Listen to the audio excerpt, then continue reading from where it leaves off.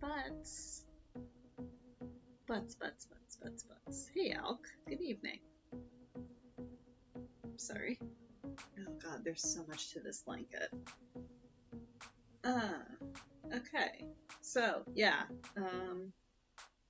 Crochet. This is a blanket I've been working on for my sister for... about 2 years-ish, because I started learning this type of crochet this was my pandemic hobby. I already knew how to crochet, so I learned a different kind of crochet. So yeah, I've been working on this for a little over 2 years, I guess. And it's actually nearing completion, which is why I was wanting to work on it. Because my parents are coming up to visit for Canadian Thanksgiving. So if I can have this done, they can take it back with them and I won't have to ship it. It's been 84 years. Not quite. It's only been 2 years. Also, she doesn't know that this is coming, so it's not like it's actually on a deadline. 1, 2, 3, 4, 5, 6, 7. Butts. I need one more chain somehow.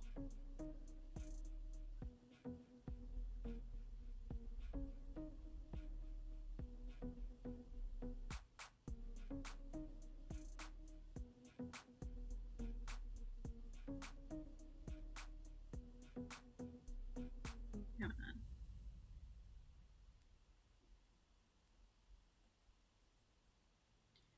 But yeah, as you might be able to tell, her favorite color is purple.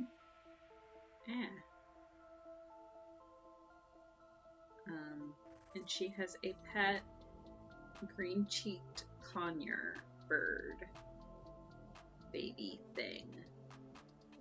Oh, come on. Get through that loop. I hate crocheting into chains.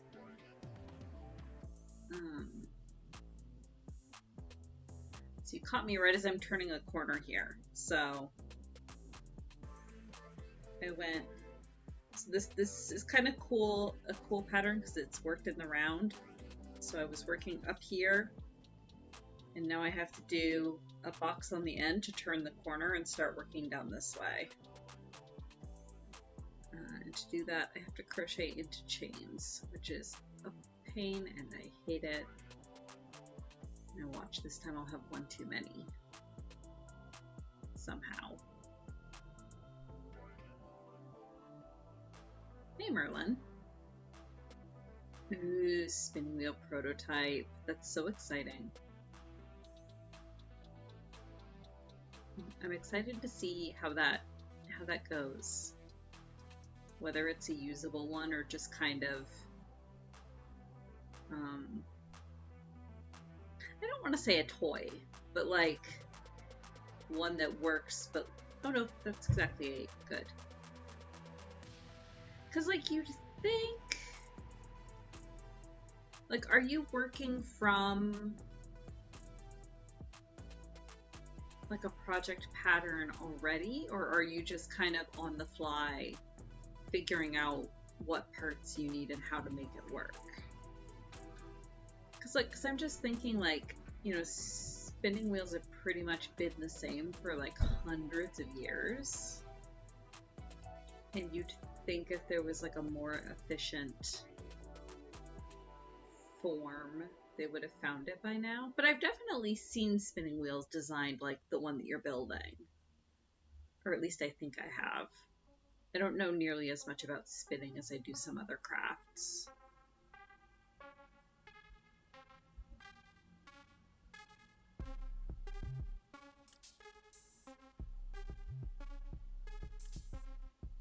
In you go.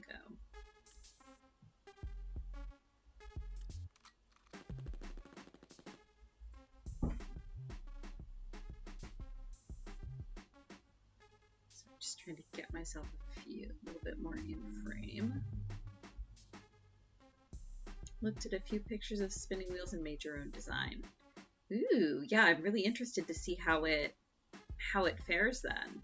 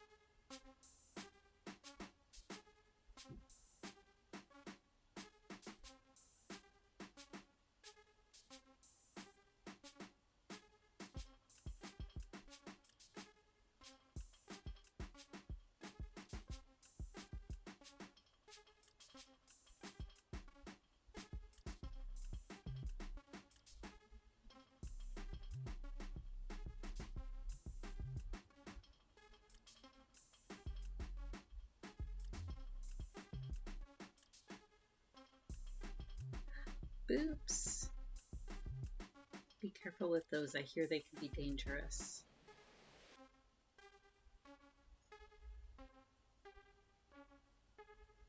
Also, how's your blanket coming, Yalk? Still on track? I hope.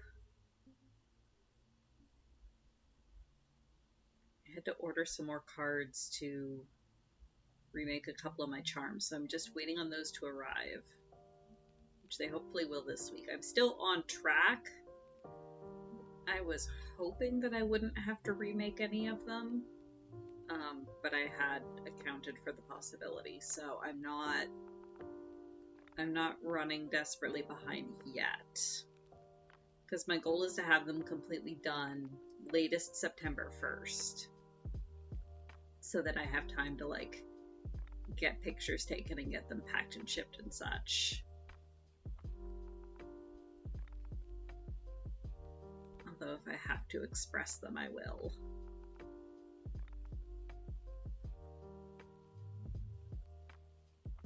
2, 3, 4, 5, 6, 7, 8. Yep.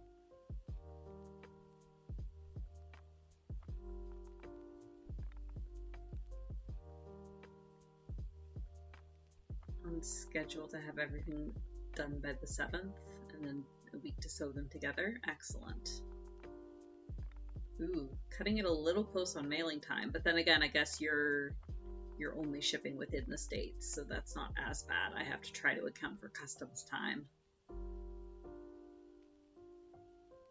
Ooh, dinner.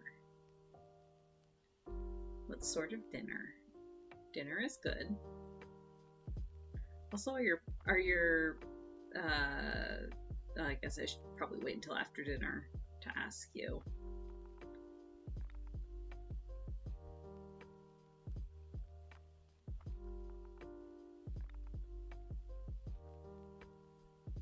Three-day flat rate shipping? Dang. You're gonna cram an entire blanket into a flat rate box? Oh, I was just gonna ask when your parents were leaving, or if they're already gone.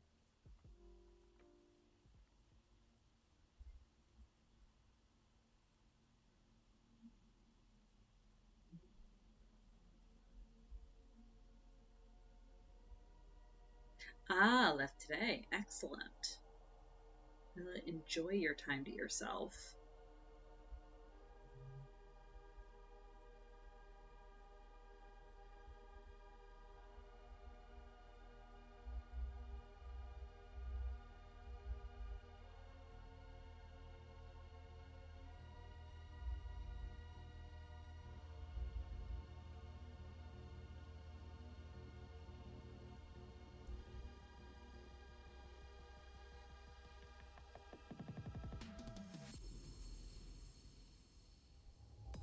Oh. I was not aware flat rate boxes got that big, but I guess that makes sense. It's just a higher flat rate then. Neat.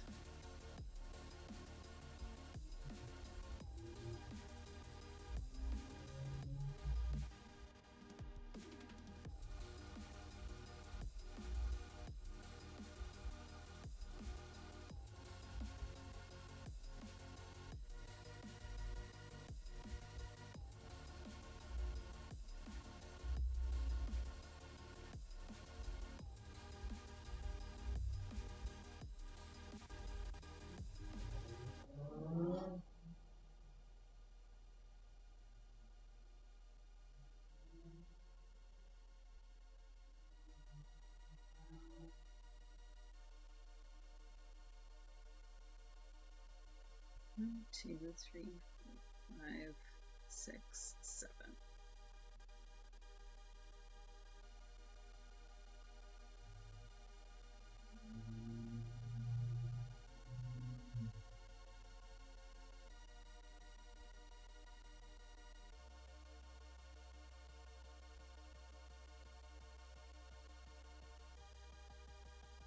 Right? I think that's right.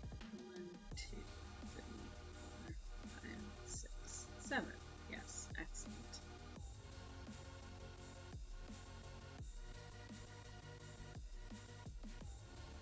Yeah, no, that's totally fair. I'm probably going to end up doing the same thing with my shaker charms. They can stand to be, well, obviously shaken around, but I'm afraid if they get, I don't want them to shake against each other, because that could cause some damage. So I'll have to sort of wrap them all individually and try to cushion them against each other.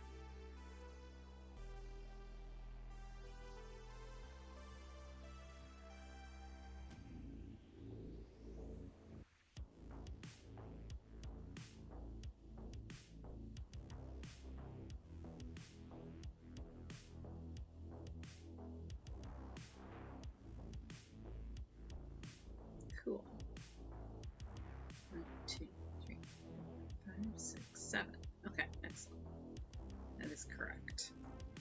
Bubble wrap. Yep. I'll have to fix them up. Okay. Well, this bit's a bit annoying too.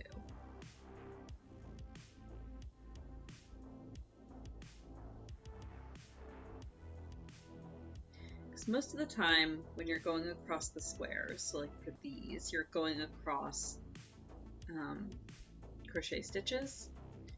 But for this, because this was the chain up last time when I was going around this way on the previous round, it's not as easy to figure out where my hook goes. In fact, this probably isn't where my hook goes. I've just, like, I was doing this quote unquote properly. But I have decided that this is how I do it because it works. May not look super pretty, but it works. 1, 2, 3, 4, 5, 6, 7, one more. 2, 4, 6, 8. Excellent. And then do the first row vertically. 9.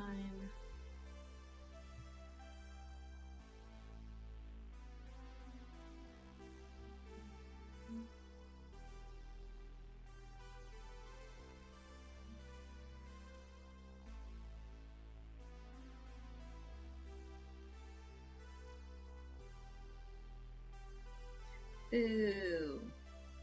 Yeah, half the reason I work with so much variegated yarn is because if I'm working with large sections of one color, I get super bored.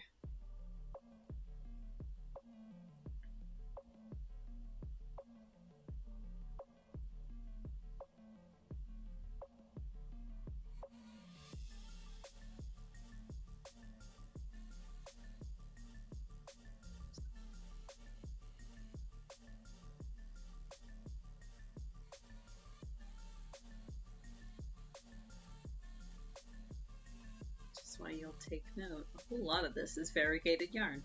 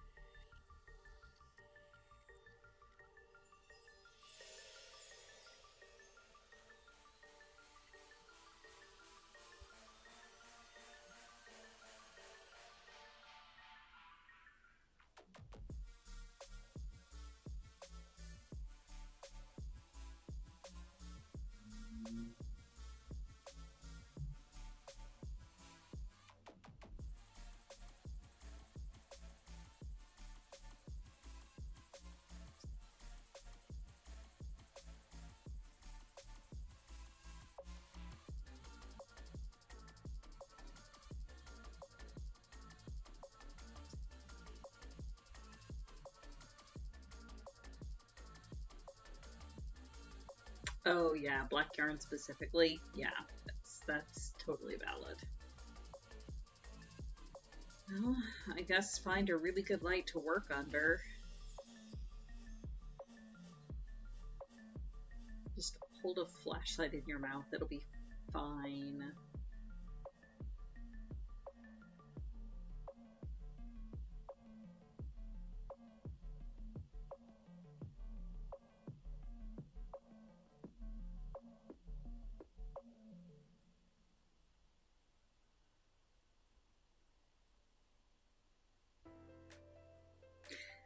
So it's called Entrelac crochet. It's a variation on Tunisian. So I do actually have some Tunisian here. So typically with Tunisian, you're working with a hook like this, where it's like, it looks like a knitting needle, but it is a crochet hook, and it's usually like a good foot long, because you could rack up like an entire blanket on this. Entrelac is specifically doing small squares like this, and it's worked with a normal size crochet hook. So it's like, it's a hybrid between traditional Tunisian and I guess traditional crochet. So yeah, it's a variation. If you know how to do Tunisian, you can learn Entrelac, no problem.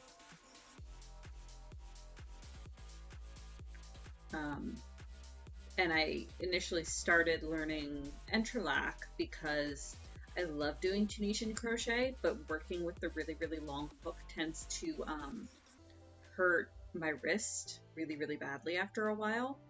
That's why that scarf has taken as long as it has. Trying to like you know, manipulate the super long needle with all of the super long hook with all of the bulk of the yarn on it, really strains the wrist after a while. But this is much easier to handle. Yeah, it's basically Tunisian corner to corner. It looks really interesting when you first start it, because like you can kind of tell. So the little Tunisian squares are connected at the corner. So when you first start it, you start with 1, and then you do 1, 2, 3, 4 around, and then you work your way out. You can do it in rows back and forth. It takes a little bit more doing, but it can be done. But yeah, this one that I'm doing, I've been doing in the round, and it works really well. And actually, I tend to flip it between rounds. So, like if you look, so the previous 2 rounds ago, I was doing it right side up, and then I flipped it. So this is actually the back side. So the next time I came around, I was working on the opposite side. I just find that makes it, it balances the tension a lot more. You get a lot less curling if you're flipping it back and forth, because then the rows are bracing against each other. I think if you kept it right side up and kept doing rounds, you'd get a lot more curling and side tension in it.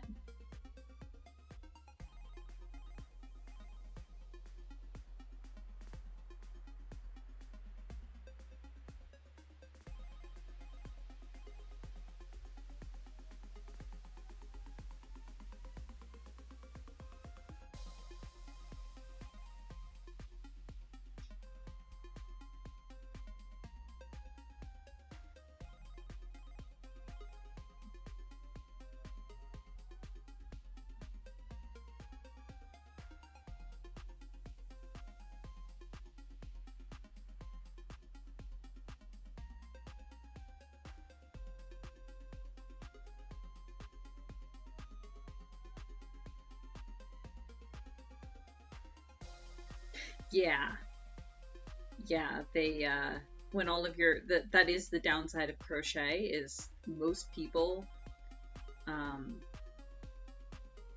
their tension will, if the tension is all building in one direction, yeah, you're gonna get twists and spirals, which can be a really cool effect if that's what you're going for and you know it's gonna happen.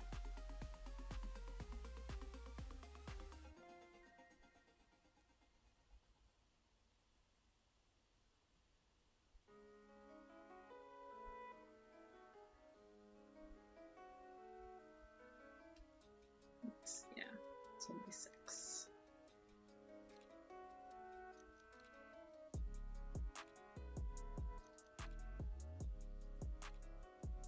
And these little Entrelac squares, you could make them bigger or smaller than this too.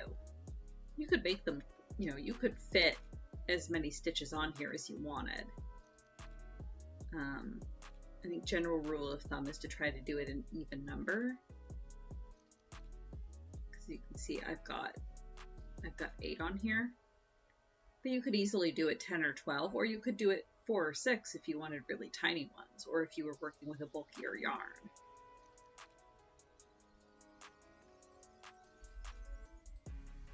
I'm just mostly working with worsted weight yarn, so I found that 8 worked pretty well.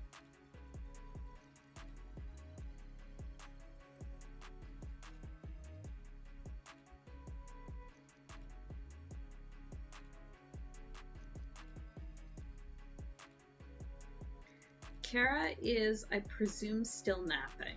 She was napping when I got home, and I just kind of left her. 1, 2, 3, 4, 5, 6, 7. Okay. And I'm only doing 7 rows up because this last row of slip stitches counts as my 8th row. Yeah, I haven't heard her up and moving around, so I presume she's still napping.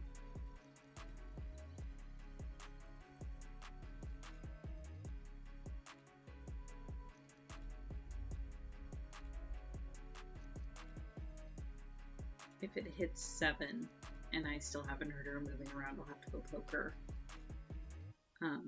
Because 7 is when she takes her meds. But we'll see. We may get a sleepy Koopuff in chat before then.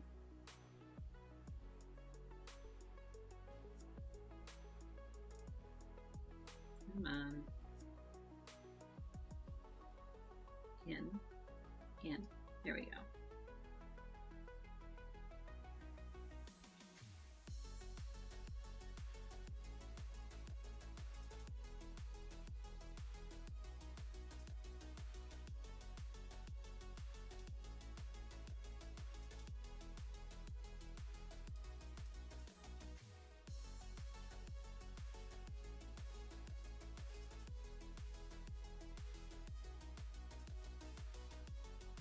Two, 4, 6, 8. Yep.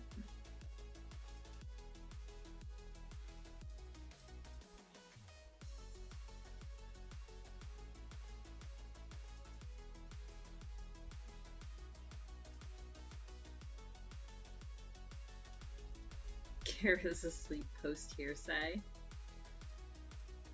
The problem is I'm liable to tattle.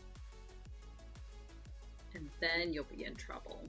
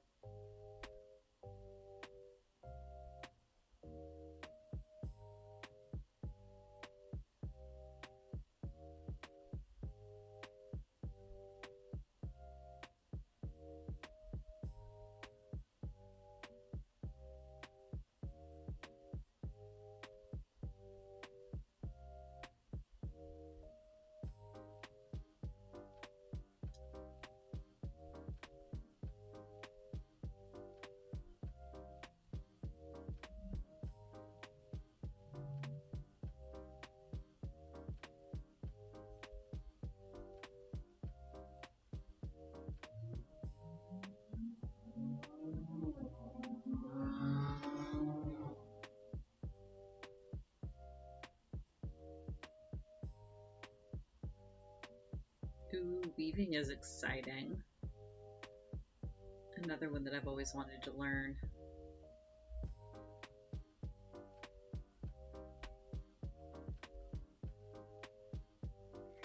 Lily's eating broccoli? Oh no, that's adorable. Well, she can have all of mine. I hate broccoli, so you can totally give Lily my share. I do not mind.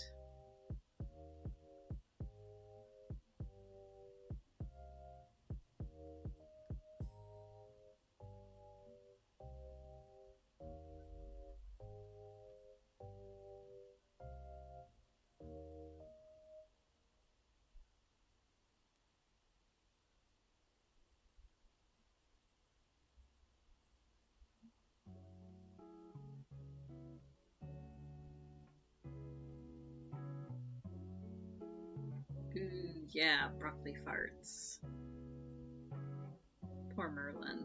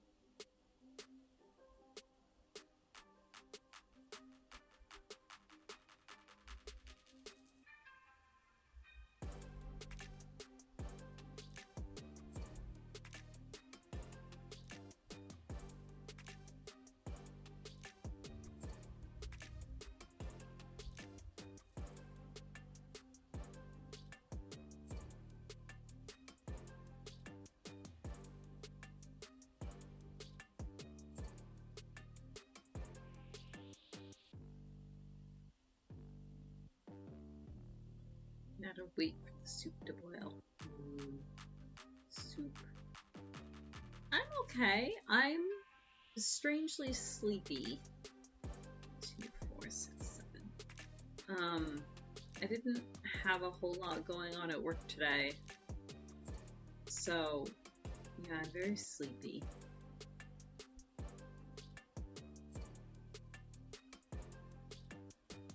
Not gonna lie, I spent a majority of the day on Board Game Arena. Kate has gotten me addicted to cribbage.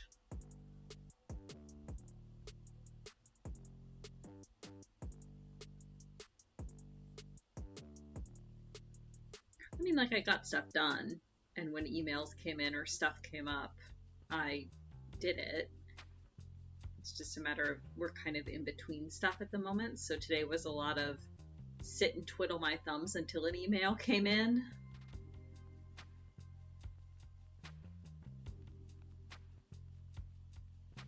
Come on, there we go.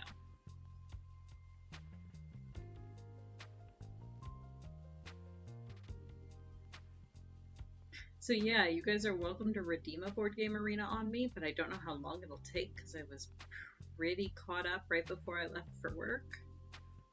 So there probably aren't too many built up.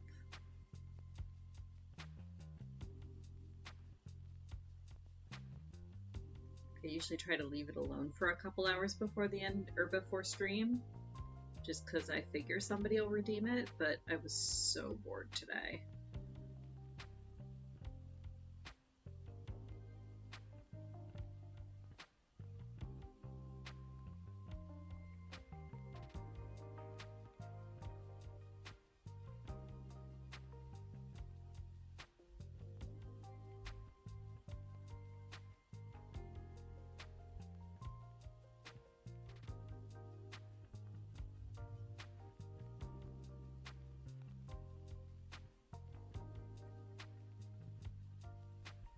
Don't have a 5/8 or a 7/8. I feel like that would be pretty standard. Although I'm gonna guess that Forstner, whatever sort of bit that is probably a little bit non-standard itself? Question mark? Drill bits are another one of those things that I know a tiny bit about. I might actually know what a Forstner bit is if you showed me a picture, and I just don't know that it's called that.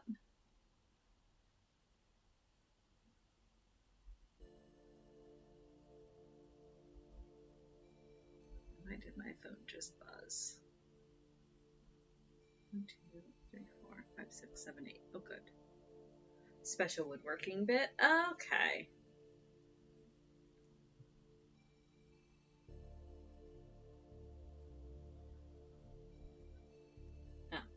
Nothing important. Hey, Randus, good evening. I was waffling up until like literally 3 minutes before stream started on whether I wanted to do this or more cross stitch. So yeah, sorry about that. I'm very sleepy today, so I was like, do I want to just sit and yarn? Do I want to do cross stitch? Do I want to do something else? But this I can do in my sleep and have in fact done in my sleep. I don't need to be awake to crochet. Hey now, breakfast for dinner is a tried and true and wonderful tradition. In fact, Jade's mom just gave us a whole whack, and by a whack, I mean like literally about 3 pounds of fresh blueberries. So a bunch of them are going to get frozen, but then a bunch of them are going to get turned into pancakes and muffins.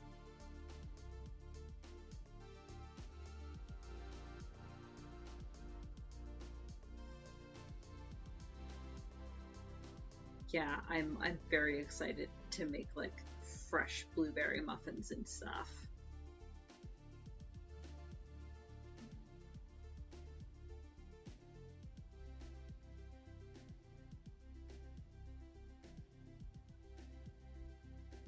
Yeah, breakfast for dinner. Make yourself some pancakes. Go for it.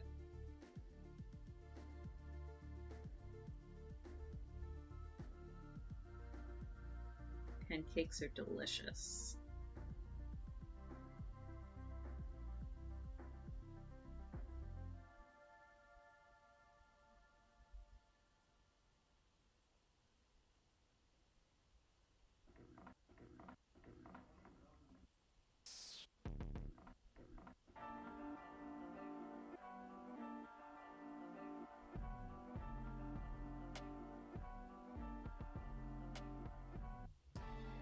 Oh, Sasha hair.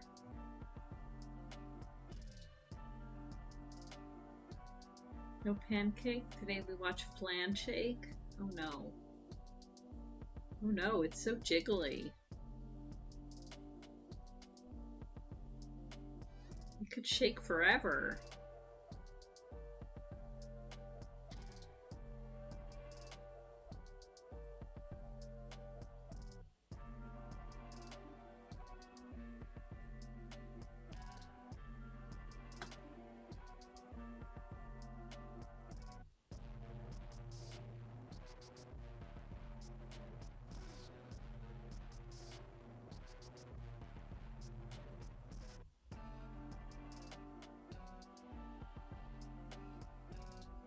Give in to the Giga Pudding? Oh no.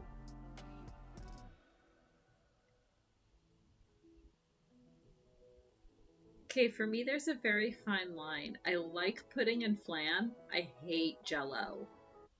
And like gelatin and gummy candies, I just can't. It's something about needing to chew jelly, or like feeling like I need to chew the jelly, that I just can't. Jell-O is like a giant texture nope for me. But if it's like a good chocolate pudding, hell yeah, give me that.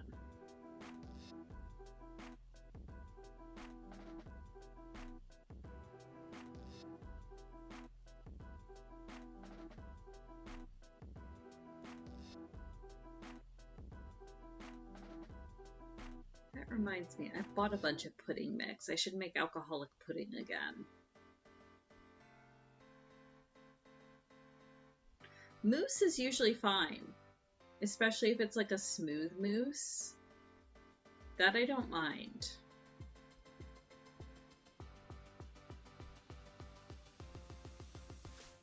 And I don't know what the deciding factor is. I don't know if it's something about the firmness, something about the slipperiness, maybe? But like even most gummy candies, I really dislike them.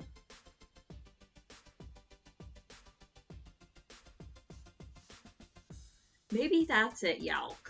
I think, yeah, maybe it's something to do with the fact that it's the things that are a custard base versus like a gelatin base. Maybe that's the defining factor. Because, yeah, now that I think about it, most of the things that I don't mind are custardy, whereas the ones that I do mind are gelatin.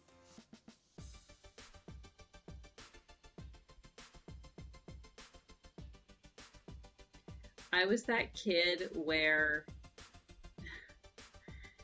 I used to really like sour gummy worms, but I hated the texture of gummy. So I was the disgusting kid that would stick the sour gummy worms in my mouth for about 3 minutes and suck all the sour off of them and then spit the gummy worm itself into the trash. Because I'm a heathen and a monster. I wanted the taste of them, but I could not handle trying to chew them because the texture was just terrible. Or like when we would get like those fruit gummy snacks at school, I would literally sit there with them in the side of my cheek for however long it took for them to melt and dissolve because I just could not handle biting into them, but I really liked the flavor. So I would just sit there and suck them into oblivion. 1, 2, 3, 4, 5, 6, 7. Good.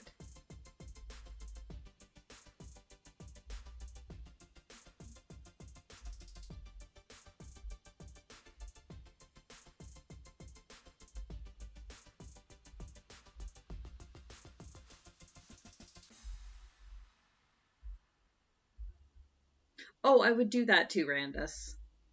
I would absolutely just shake the excess sour sugar into my mouth.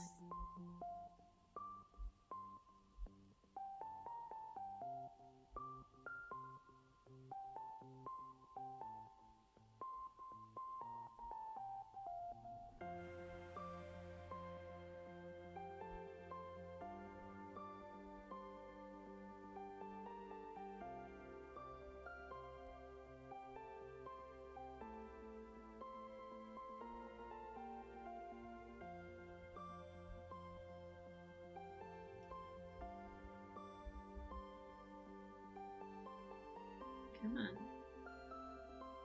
Come on. There you go.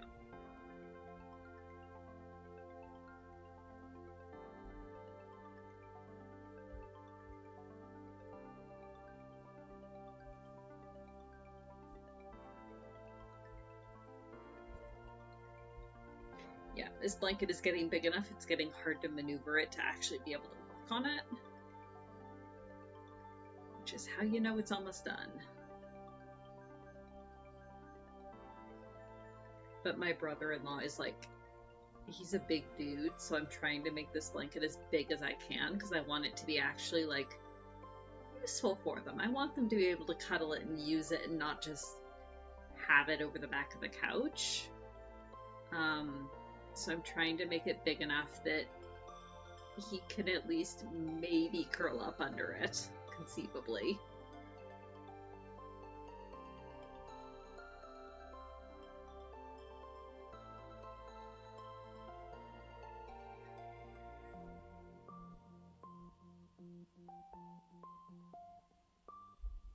Then again, my sister's really tall too.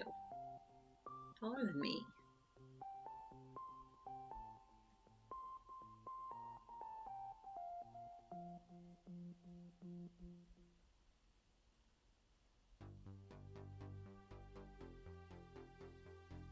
Oh no, Yalk. Yes. The absolute height of middle school hilarity. We used to do that with pixie sticks. And we thought we were hilarious.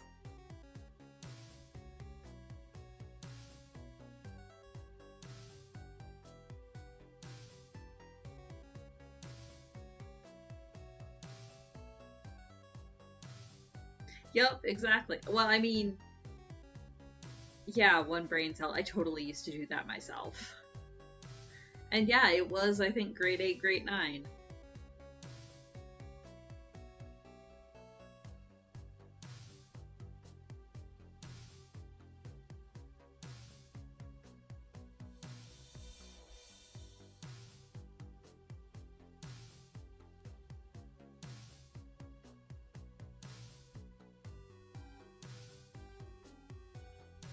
Middle schoolers always think they're the funniest little shits.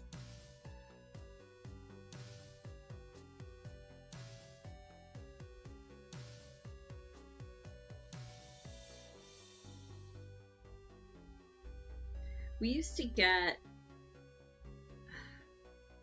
So I am a child of the 90s, and when I was in grade school, the roller skating rink was the big place to hang out. Like, anytime you had a if you were having a birthday party, you had it at the skating arena. If, like, there was gonna be, like, a church outing for the kids, or, like, a school outing, you went to the roller skating rink. And I used to love going because that was the only place in town where you could get the giant pixie sticks. I'm talking the ones that were, like, 2 foot long and, like, that big around. Well, the roller skating rink and then, like, the county fair usually had them. But yeah, the giant pixie sticks were the best. Because you could just, like, shotgun them. You cut the end off and then you upend it into your mouth, and that's like a solid half cup of just sugar.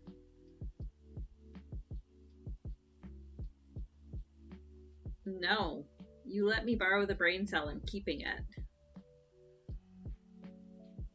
It's my brain cell now. Bram doesn't have much else. Let him keep the brain cell. He has nothing else.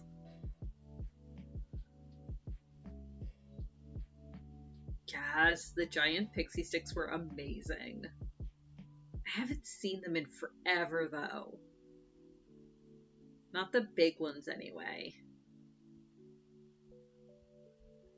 Okay, was I the only kid?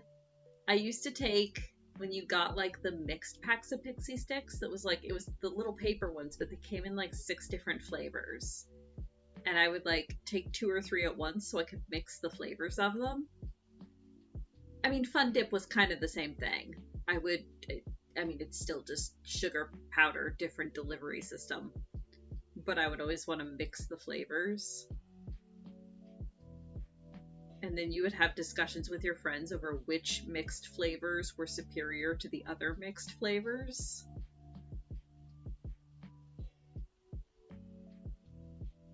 He has all that meat to protect the brain cell. I mean, yes. Except things keep taking chunks off.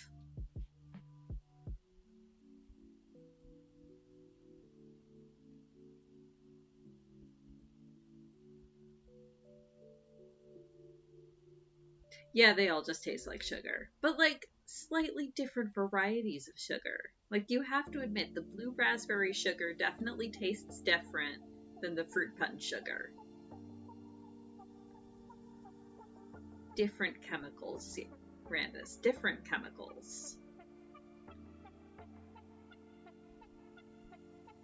Oh, no.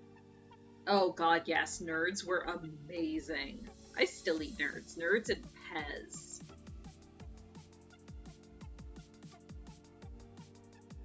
Pez are awesome. Just tiny little bricks of sugar. And yeah, Bram's not any more in trouble than he has been. But it's literally been like 3 near-death experiences in 2 days, so he's not having a great time. It'll be fine, though. Everything will be fine.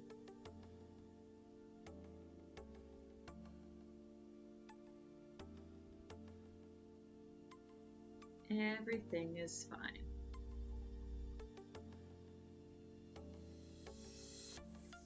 I mean, yeah, but the payoff to the Pez was so worth it, and then you got to collect the fun little dispenser things. Although I usually never bothered with that, and I would just eat the Pez straight out of the package. Just buy those giant refill packs, and then just eat them. Not gonna lie, I have some over in my desk right now. Because Pez. Yeah, no, Bram will be fine. It's fine.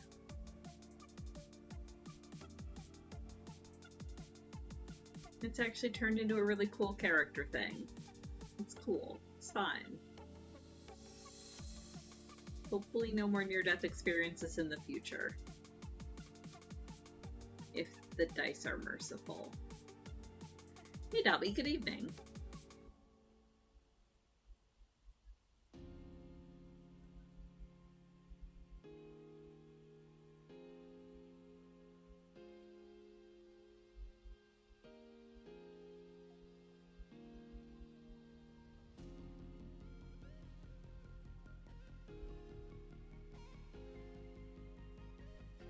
Also, not gonna lie, I have a giant bag of Starburst in my desk at work for, you know, mid-afternoon when you just need Starburst. Aha! Yalk has redeemed a board game arena on me.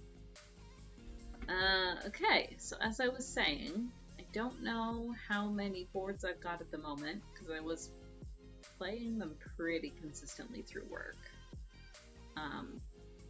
But we'll see. No, I've got at least some. 5? Is that accurate? Let's see.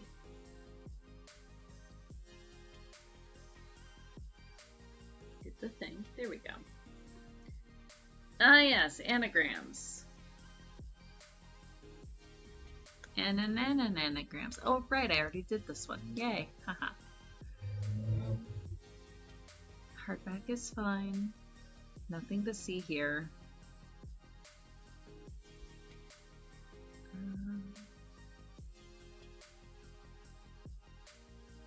There we go. And no, I don't need the U on the end. Confirm. We be shaken.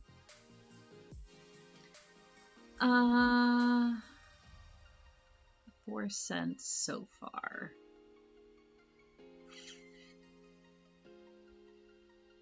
And how close are we to the end of the game? You know what? I'm behind. Let's just take the victory points.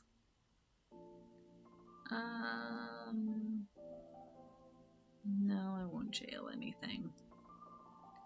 I will, however, just straight up take that L.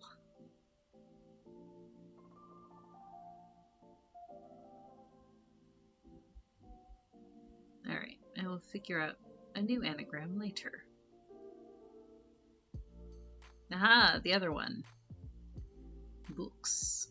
I will take that patent, sure. I might as well. Ooh, nobody's got tea yet. Interesting. Oh! Well, that was game end. Okay then. Didn't realize we were that close to the end of the game. Good to know.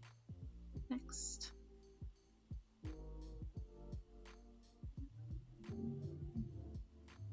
Oh, shit! Yeah, no, please, by all means. Yeah, crap, that sucks.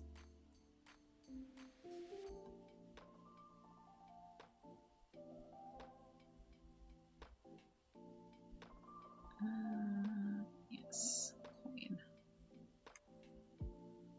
Next.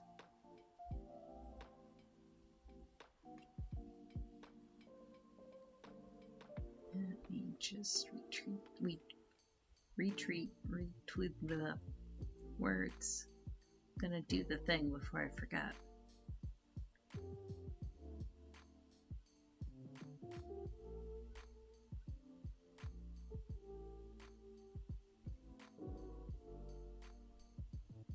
There we go. Okay. Ooh, this is a word of potential hubris.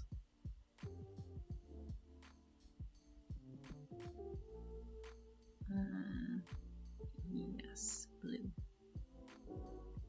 Next.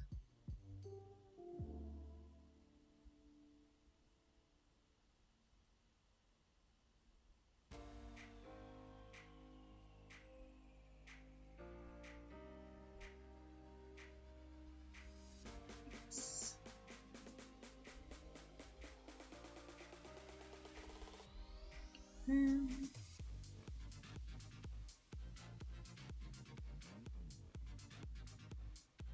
Okay, that's it. Like I said, I was playing... Ah!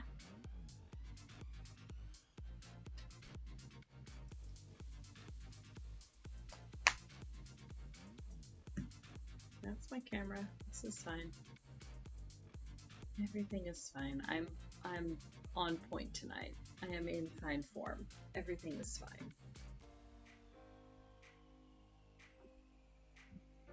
Okay. That's cat fuzz. 2, 4, 6, 7. Okay. Good soup. Good soup is good. I assume if Lily was eating broccoli, it's like a cheddar broccoli soup sort of thing. I missed a game? I did not. I got back to the main screen. Oh, now it's showing one. Fine.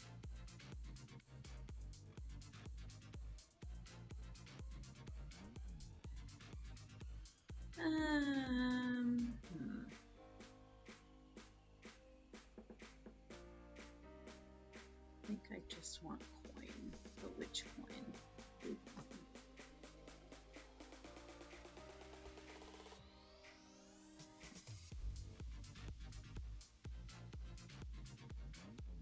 There we go.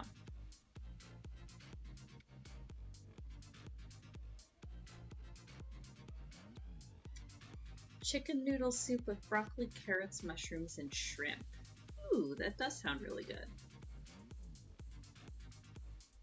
Yeah, no, there was not a lot going on today, so Kitty and I were mostly sitting and playing cribbage all day. Whoops.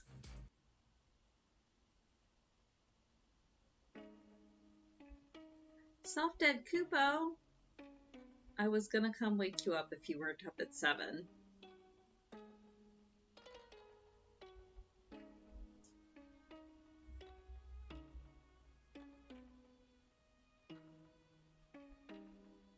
My poor baby.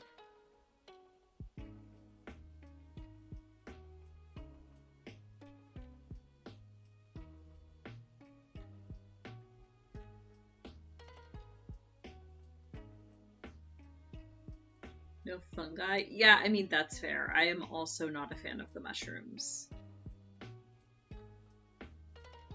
Is it like a broth-based Merlin or a cream base? So I feel like it would be good either way. Battleship was fun. I don't know why I never thought about playing that on Board Game Arena before. See, you had a strategy though.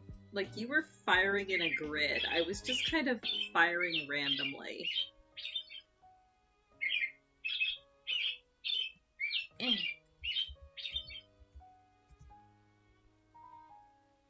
Burp. I was just getting ready to say, Merlin, I thought we had established last month. Raspberry tea for the both of you.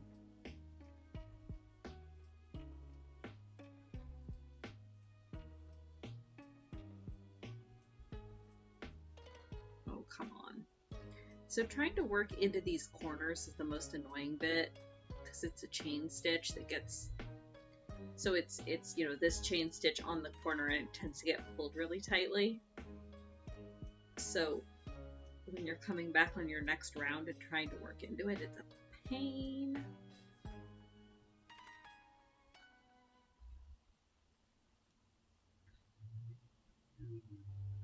Come on, Blanket. I know you're large and unwieldy. Work with me here.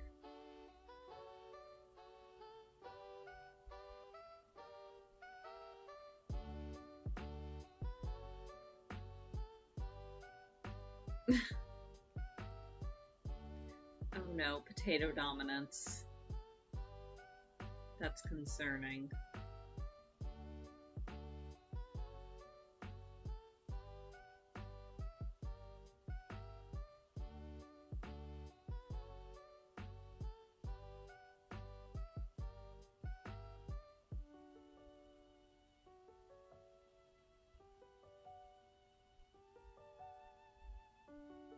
No, Kara is always potato. What sort of potato tends to vary?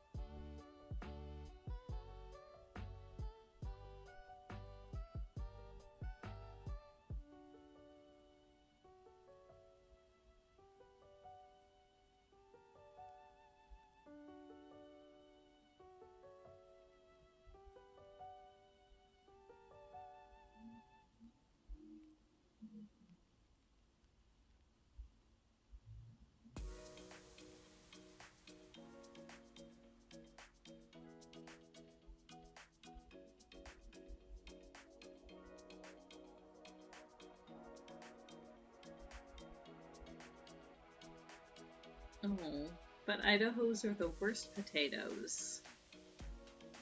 They're so bland and terrible. And, like, gritty. And yes, I know that's because they're bred for baking, but still.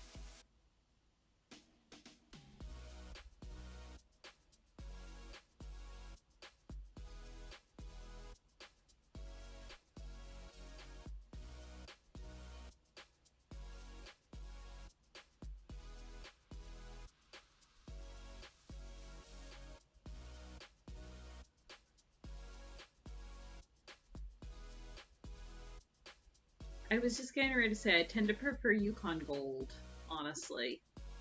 Am I thinking of russet potatoes? Yeah, it might be. Actually, yes, I think you're right. I am thinking of russet potatoes. That's what my parents bought for everything growing up, and I hate them. They're so tasteless.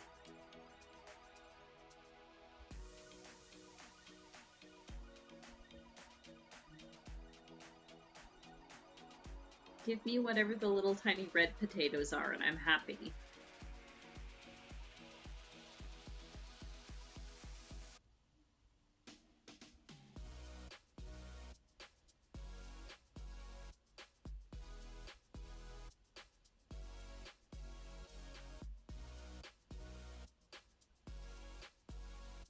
I mean, what is a potato if not a bit of baked dirt?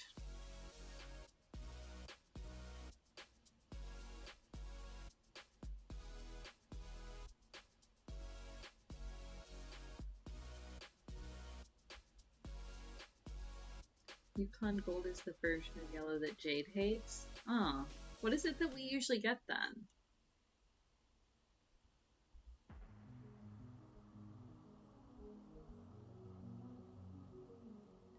No, never. Maybe it's a sign you should go eat a thing, Randus. Eh.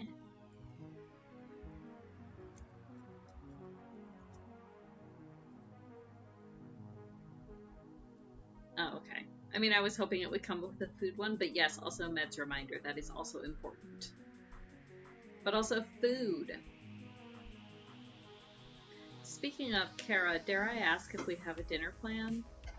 Yellow skin potatoes. You can go have a yellowish flesh all through. That is not great. And yes, there is a dinner plan. Oh. Please take this. It's misbehaving. Oh.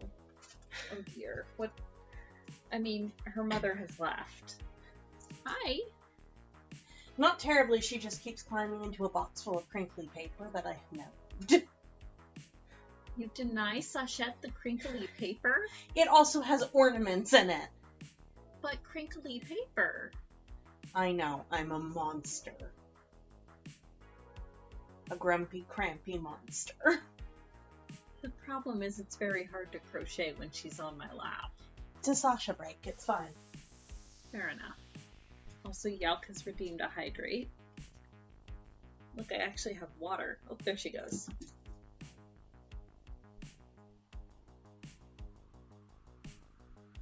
There we go. I have hydrated. Everybody else should also hydrate.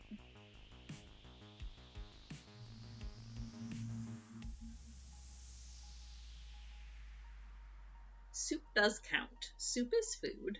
Soup is nutrition.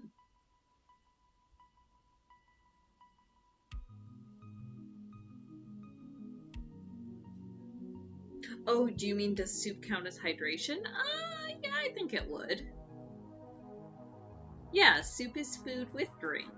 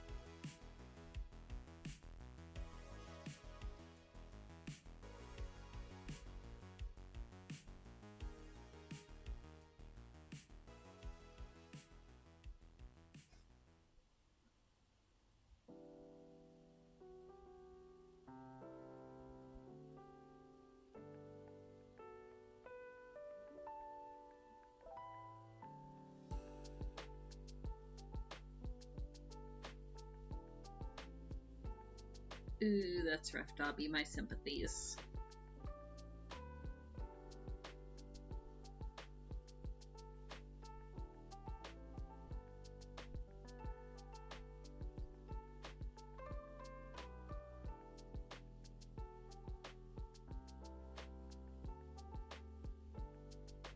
Oh, nice. Congrats on the clear, Merlin.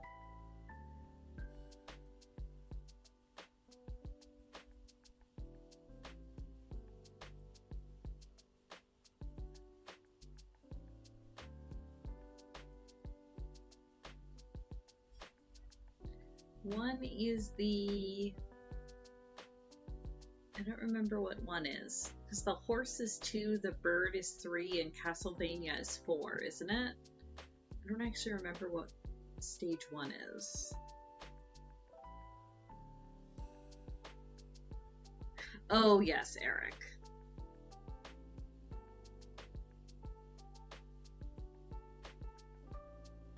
That's right. Because I've watched Jade do them all. I just couldn't exactly remember.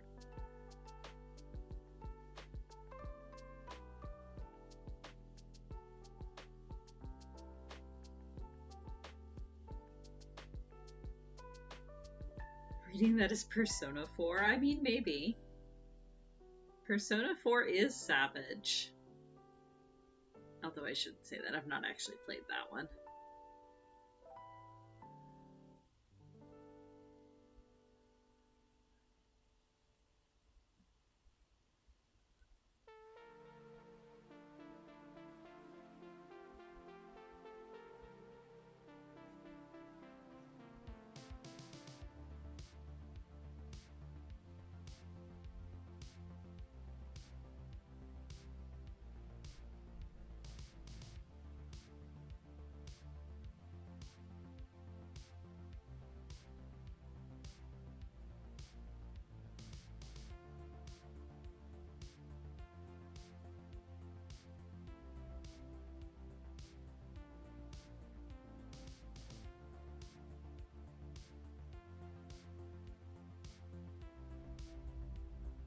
Yeah, I'm not much of a Savage person either. I've done it here and there, but it's not...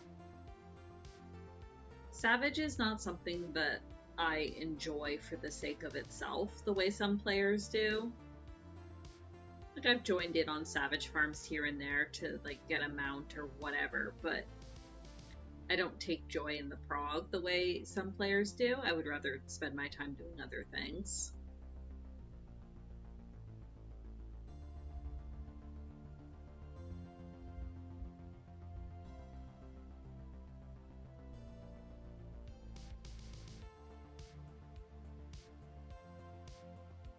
Oh, yeah, that's definitely a thing for Persona Yauk.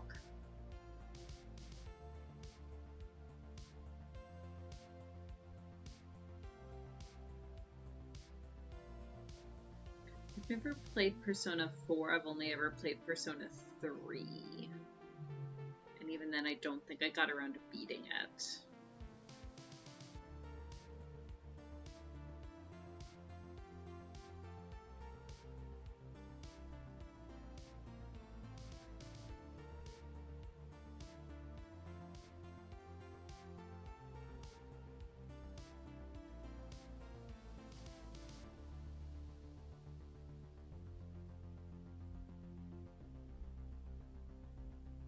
And then I think I actually did pick up Persona 5. I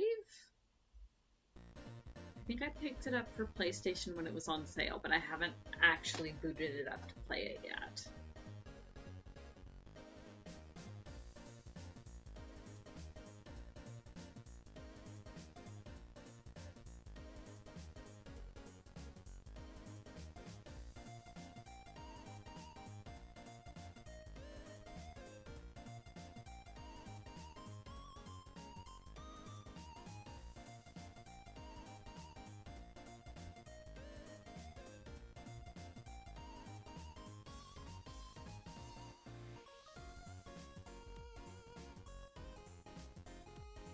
Six, 8. Good.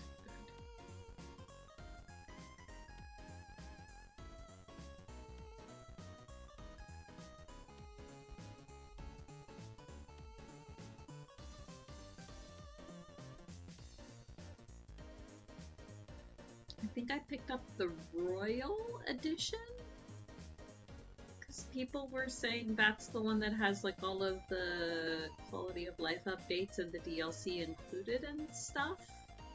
I think. Ooh, good luck, Dobby.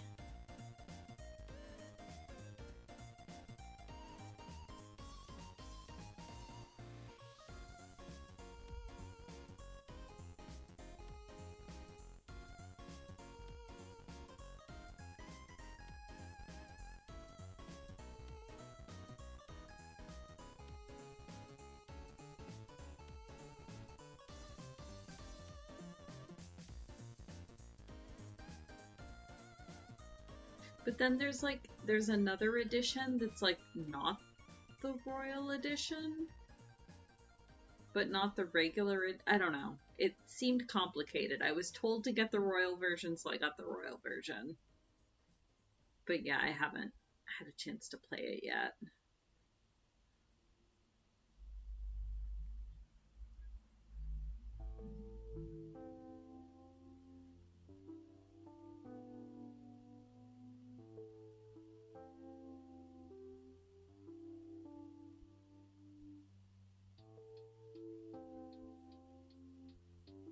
The music slaps? Okay, good to know. Oh man, I was thinking, so do I stream Island Sanctuary next week? Patch should be live by the time I go live. I could. People could watch me flail around in Island Sanctuary for the first time. But then my question is everybody just going to be too busy in their own Island Sanctuaries to even watch?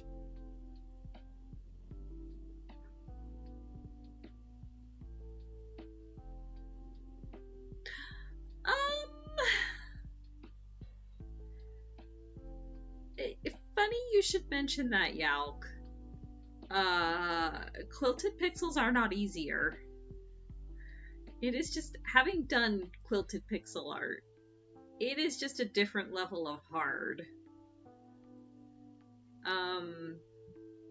For me, the big challenge was, it's a huge time sink to cut all the pieces, and then trying to keep them in the proper place and proper order while you're doing the construction.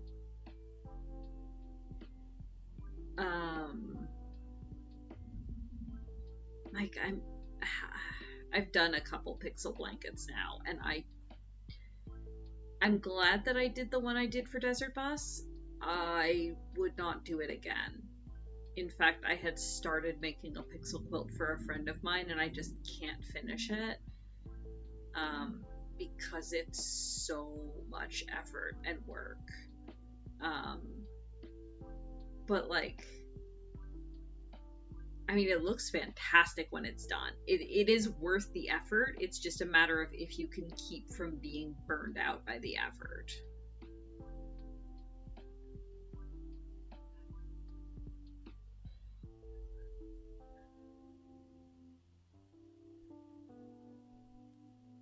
I mean, yeah, that's fair.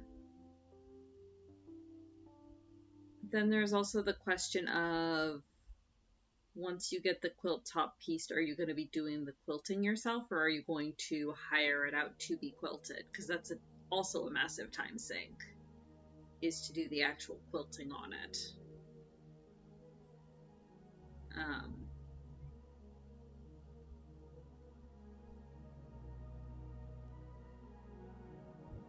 Yeah, I would say it's different effort. Crochet is more of a time sink. I feel like quilting is more of a mental sink, or at least it is for me. Whereas crochet, I can just kind of on autopilot. With the quilt, I had to pay attention to what I was doing at all times.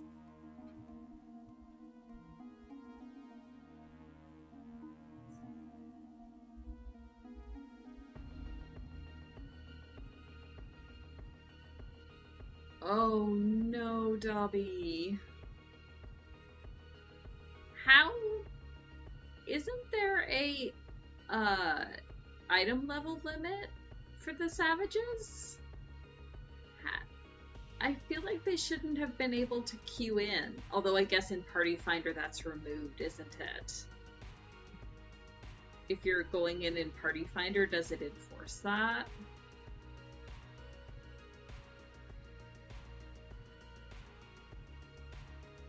It might not. It might only enforce it for queues. I don't remember.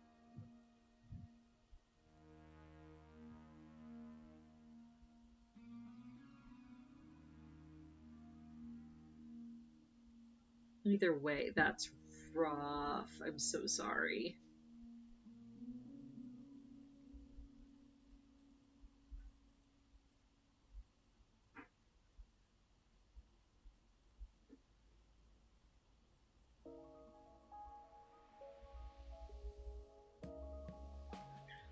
Full party lets you queue, however. Yeah, that's what I thought.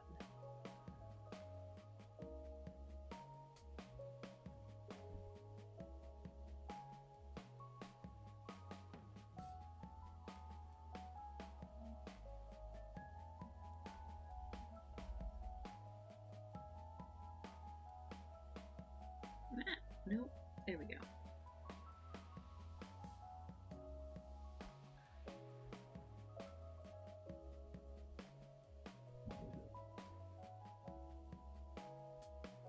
Everything okay down there, Kara?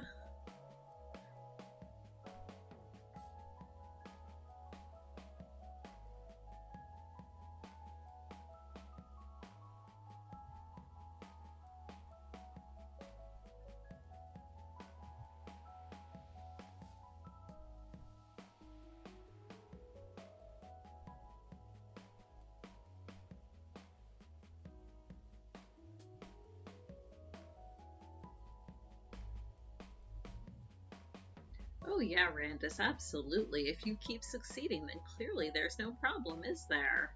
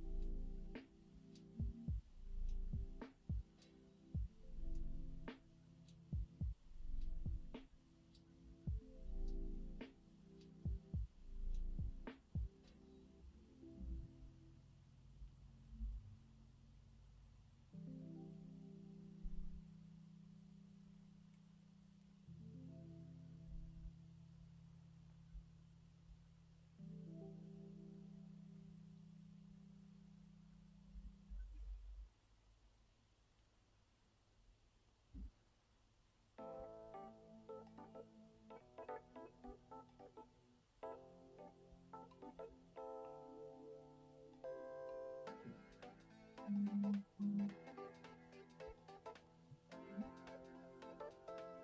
phone did a buzz.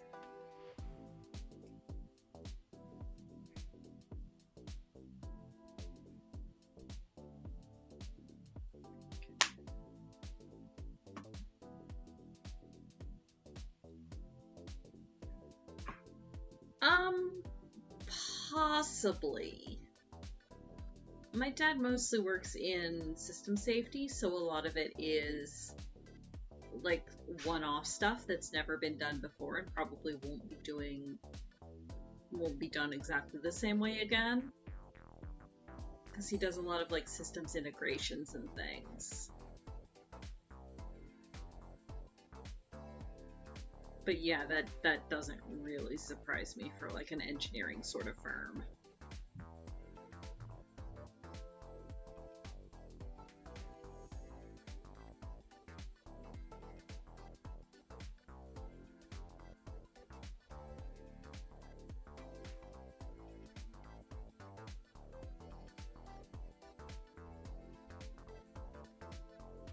Actually, so there is a story that I know I can tell. So my dad is a civilian contractor for the US Air Force. So like there's a lot of stuff that he's done that I probably shouldn't know that he's done.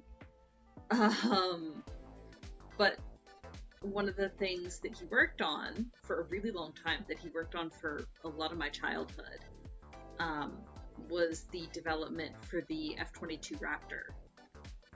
He worked on like the system safety and systems integration for that. And I remember as I was probably, like, I remember it, but I was little. I was probably, well, I could probably look up the year, but I must have been like 7 or 8 when the first F-22 was fully built and they were going to do the very first test flight. And my dad had been working on the development of this airplane for years and years and years. So, you know, the very first test flight was a big deal. And I was like 7 or 8. All I knew was that it was an airplane, which I thought was really cool. And it was a big deal to my dad.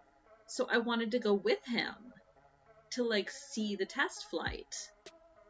So I don't know what strings my dad pulled, because it wasn't like an official. Basically, it was him and a bunch of his coworkers set up a TV in their break room to have like a watch party on this Sunday morning, so that they were getting like a live stream in of the test flight or something from wherever it was being tested. And I just remember my dad took me along with him, and sitting in the break room with like these 5 or 6 other, you know, middle-aged engineers, and sitting, because I wanted to see the plane fly, because it was Dad's plane. And from what I remember, the flight went off without a hitch, and when it touched down again, like all these, it was like, you've seen the videos of like the NASA control rooms when stuff goes off without a hitch, like it was like that. They were all like jumping up and down and cheering, because it was something that they had worked so hard on, and of course would continue to work on. Like my dad was on that project for years. But yeah, I just remember thinking it was so cool that I got to see Dad's plane fly for the first time. And I think all of his coworkers thought it was hilarious that, you know, his little daughter thought that it was such a big deal. I mean, it was a big deal. It was a prototype airplane. I probably should not have been allowed to know it existed at that point. But it was a big deal.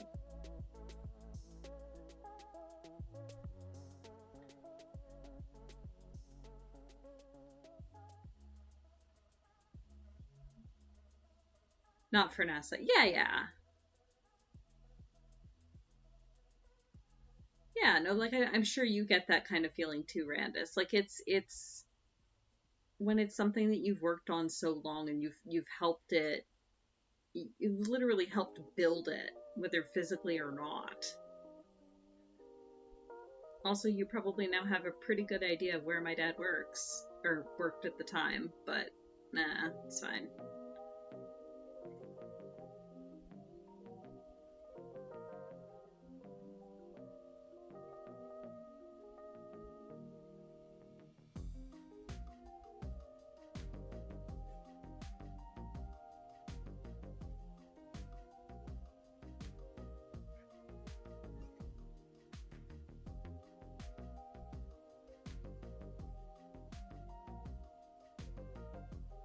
You should build an airplane, Yalk. You've built everything else, so you might as well.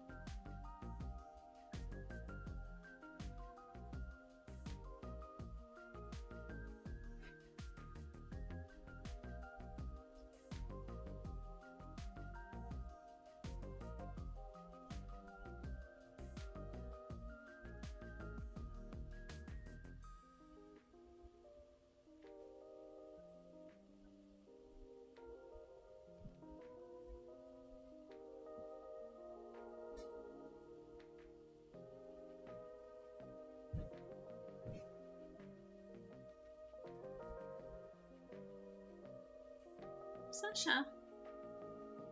Baby. What's up, baby?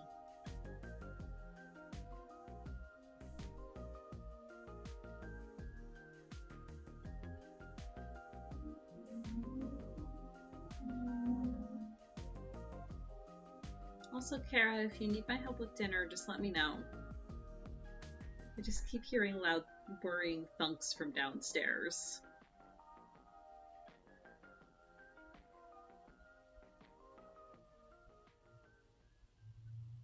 How do I keep tension similar when I crochet? I'm not sure that I do.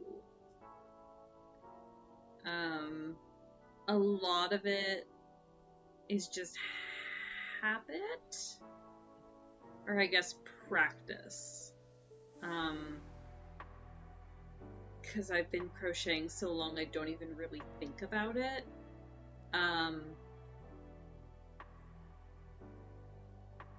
I will say that if you are finding your tension is too tight, like if your crochet is so tight you're having trouble like getting your hook back into it, you probably need a larger hook. And if your crochet is so loose that it almost feels like it's falling apart, you probably need a smaller hook. Because like, yeah, most yarns come with a recommended hook, but it's a recommendation. Everybody's gonna have kind of their own tension to it. It's just kind of finding what works best for you and then sticking with it. And if you're finding your tension is off, don't be afraid to go up or down a hook size and see if that makes a difference. But other than that, I don't know that there's any specific tricks. I know some people have said that it can depend on how you wind it around your hand too. Like if you're finding that your crochet is way too loose, you can like do an extra loop or something to try to keep the tension tighter. But again, that's just kind of personal preference and practice and figuring out what works. Like I know people that also do an extra loop around the pinky, but I've never really found that necessary.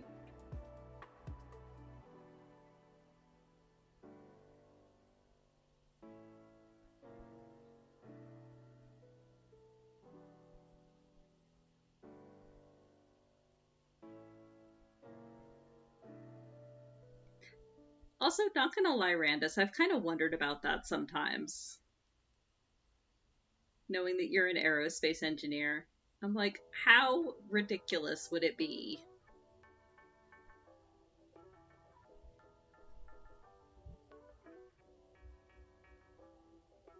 If you tug on it after you're done, yeah, you'll definitely make things too tight.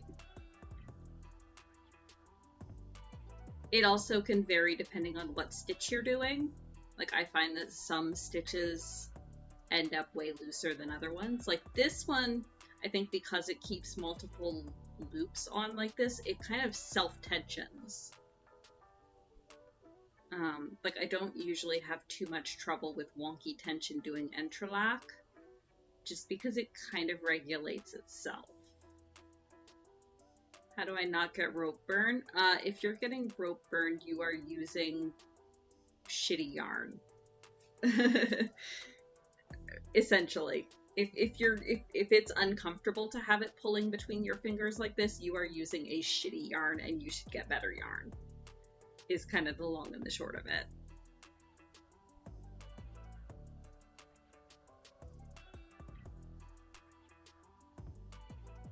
Or you have a wool allergy that's undiagnosed and you should get that checked out.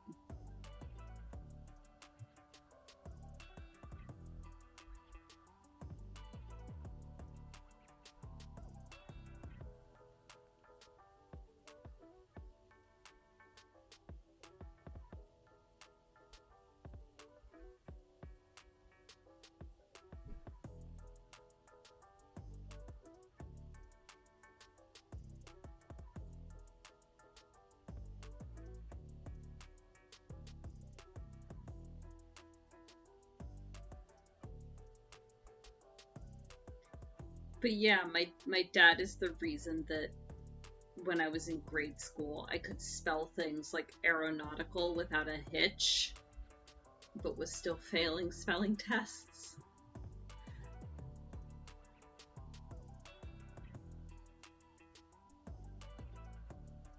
Look, it's easier to spell big words than small ones, okay?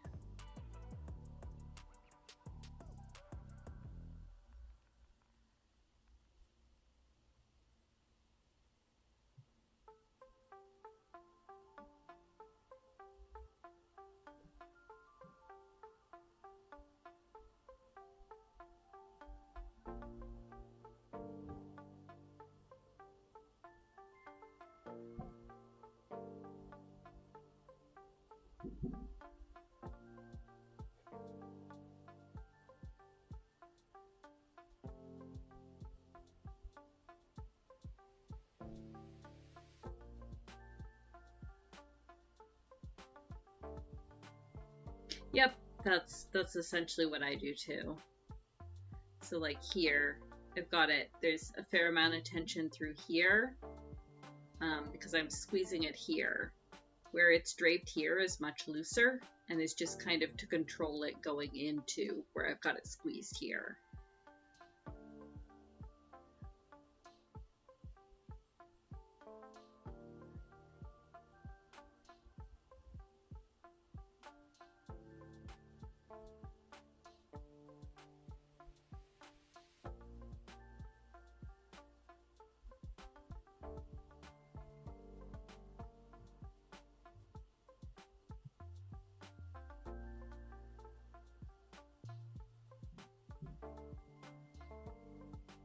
Engineers can't spell. My dad's fairly good, I think. I certainly can't spell.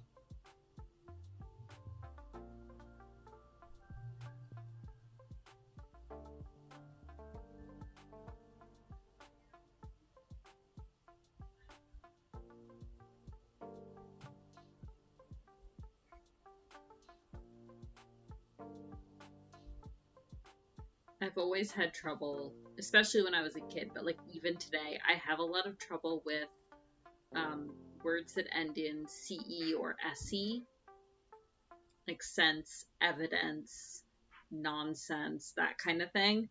I've always, like even to this day, I'll type something and then squint at it and have to try it both ways to try to figure out which one looks correct. Because I'm terrible at spelling.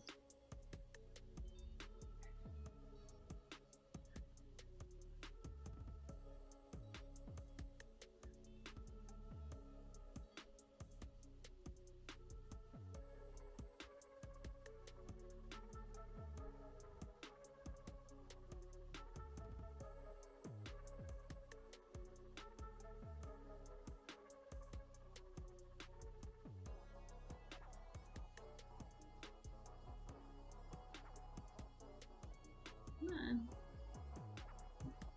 Come on. Go through. There we go.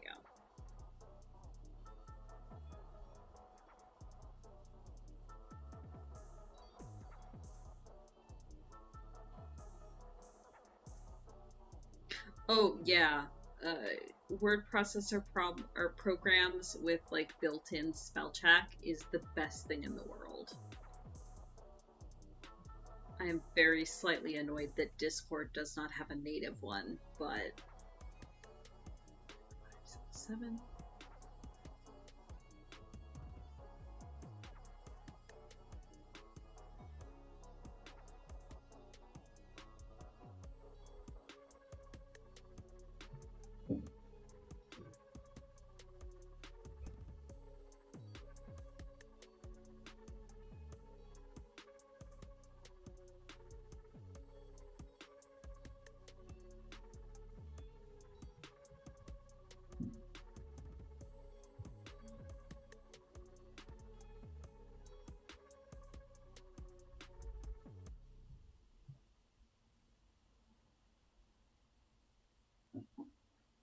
Oh, Yelk has redeemed a stretch. So I get my hook through here.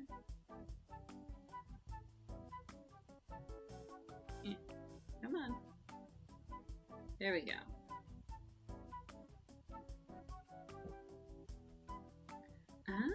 Oh, that makes sense. Good to know. Ah, yes.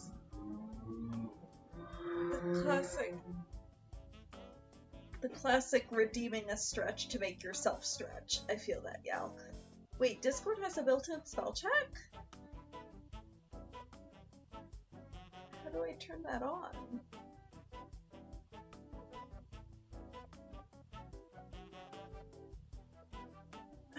Okay. I'm actually going to take a very brief break to stand up and stretch, because crochet is a little bit different than sewing, and my back is getting a tiny bit stiff. So I will BRB. Everyone else stretch, stand up, move around a little bit. I'll be back in a sec.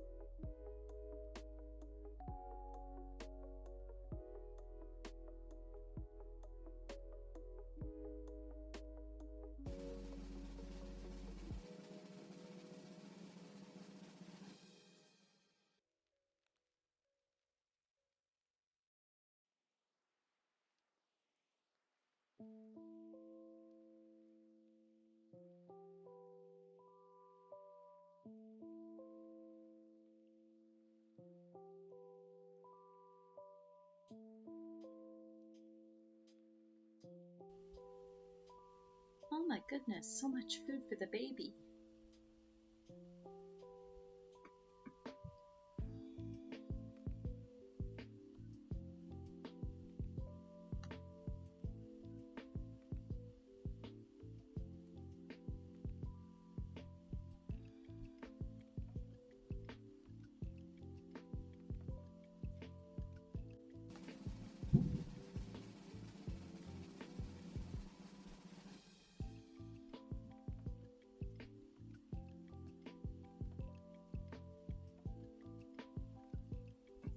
I do use the app, but I have never noticed a built-in spell check. I might have to go turn it on, or I've just never noticed. Interesting. Well, I'm glad it has one. Blanket, please. Too big for life.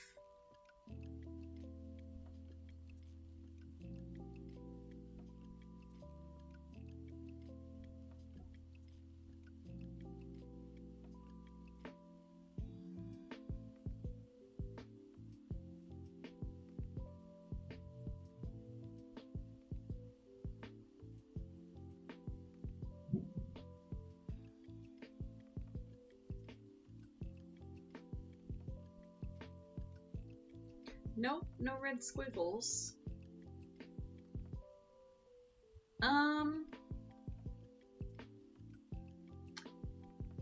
I'm sure it's possible.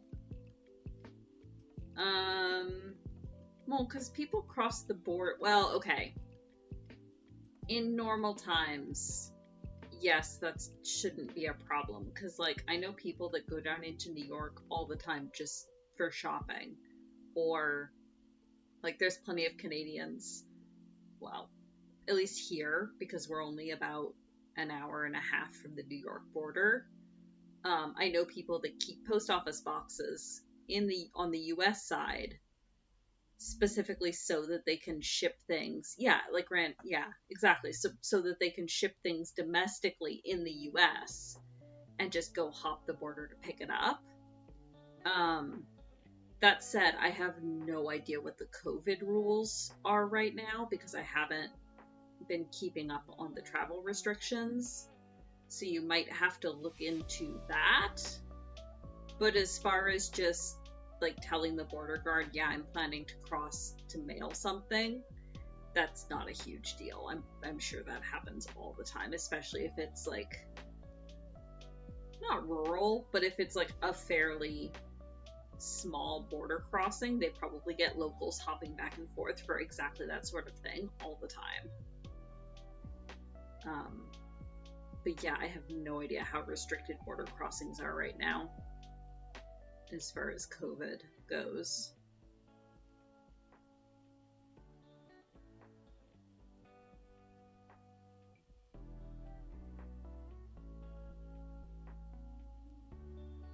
In fact, Kara's extremely cursed Jigglypuff lamp came from an EB Games right across the border in the US.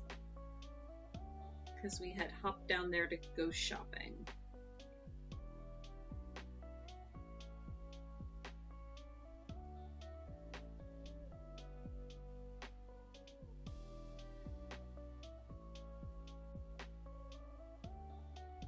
Oh, yeah. Oh, good lord. Okay, so if you're planning to go across to Detroit, Windsor, my question would be... Well, I mean, I guess you'd probably be saving a week or two shipping it domestically as opposed to sending it through customs. But oh god, that's a day trip. At least from what I remember. I've crossed at Detroit, Windsor a few times myself.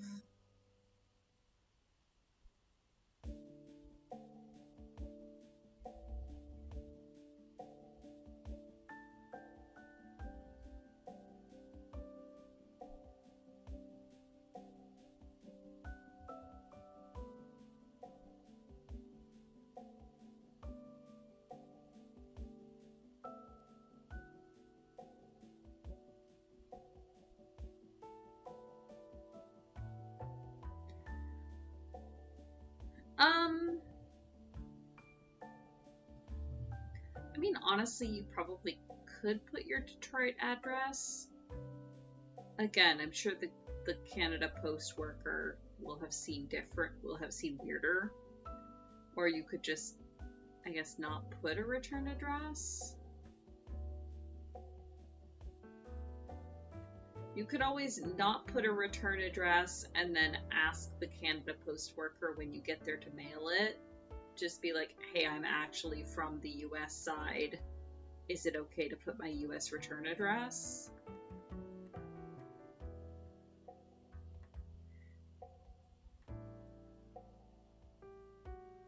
Ooh, yeah, that's fair. That makes sense. This isn't the Desert Bus package, eh? Because that's actually being shipped, I think, to an address in the States now. For those very reasons. And the fact that the majority of their craft along parcels are coming from the States.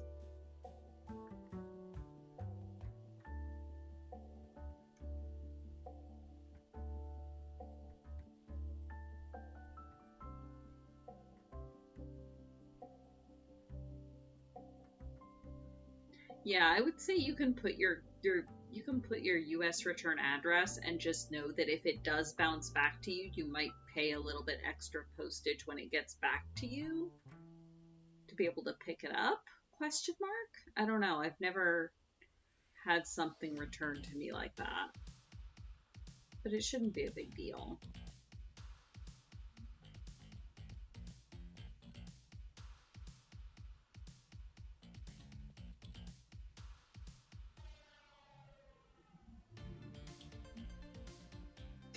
Yeah. It shouldn't be a problem. The only issue I can see is if it did bounce back for some reason, it might have trouble getting back to you at your US return address because there wouldn't be a customs declaration with it. So it might get held up in customs. But I believe at that point they then contact you.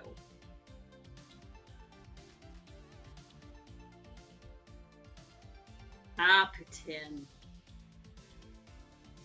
I mean, I don't know where you're expecting to find good poutine in Windsor, but good luck. Although I shouldn't say that. The first time I ever had poutine was while I was on my way moving up here, because so when I moved, I packed all my shit into the back of my brother's pickup truck, and my dad and my sister and I drove for 12 and a half hours to get here. And along the way, we stopped. Ontario has these fantastic little, they're like the interstate rest stops, but they're a lot bigger and more modernized and usually have like 3 or 4 chain restaurants in them, along with the typical bathrooms and seating and such. And we stopped along the way, and one of the rest stops had a New York fries, which is a fairly, I mean, it's okay. It's a chain. But I like it. It's pretty good. And that was the first time I'd ever had poutine. Oh, it's probably because, so I live in Ottawa, literally on the Quebec border. Poutine is the French pronunciation. So I've just kind of fallen into the habit, because that's what it's called around here. Or that's how it's pronounced around here.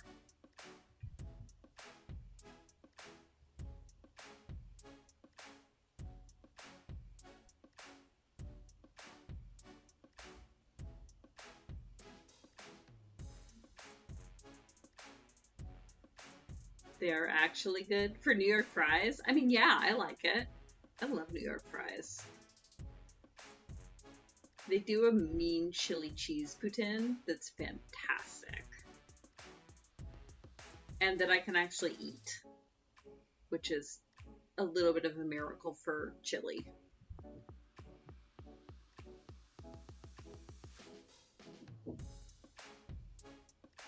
Oh man, there's a place around here though that does tater tot poutine, which is fantastic.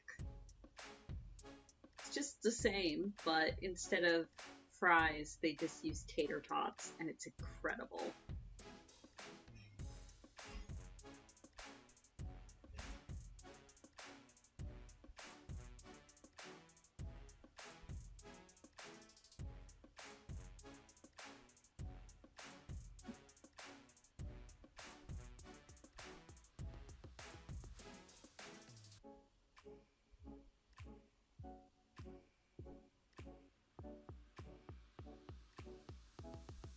Oh, the Canadian rest stops versus the US ones.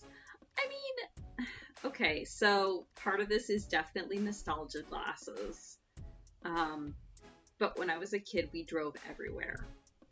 Like, my dad did not mind driving for long distances, and we were too cheap to pay airfare for 5 people. So we had a minivan and we drove everywhere.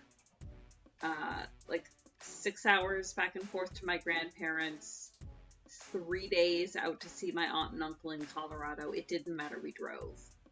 So I have like a lot of fond nostalgic memories for stopping at the roadside interstate rest stops. Like, yes, in hindsight, as an adult, I know that a lot of them were gnarly and super gross and probably way sketchier than I remember. But I also just remember, the joy of being a kid and getting to get out of the car and run around for a few minutes. And knowing you were on summer vacation and mom might let you get a Kit Kat out of the vending machine. Like, I don't know, there was something a little bit magical about them.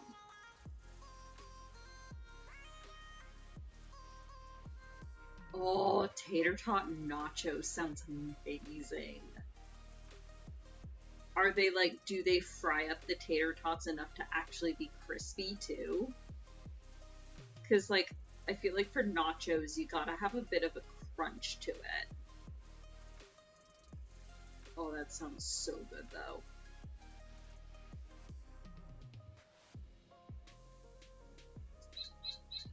Ah!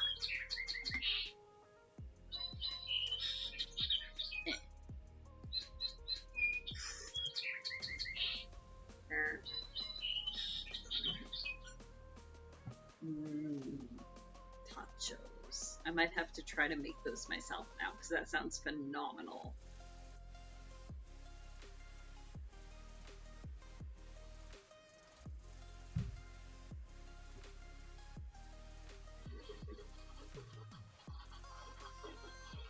Also, sorry for any strange audio texture. The shower in the wall right next to where I am sitting has started, so there may be gurgly sounds. It is not me.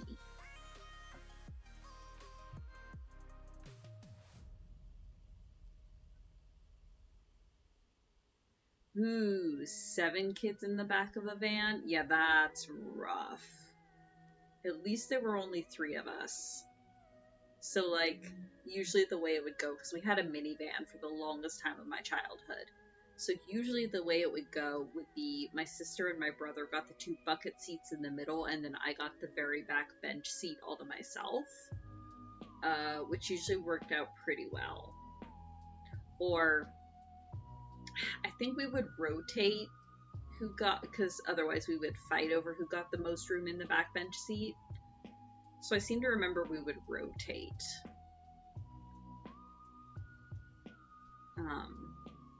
But yeah, luckily we weren't terribly squished.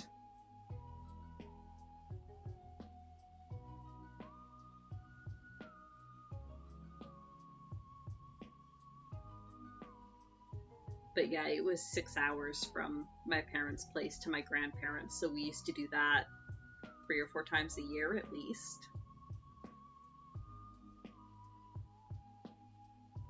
Usually once or twice during the summer and once over winter break, sometimes spring break.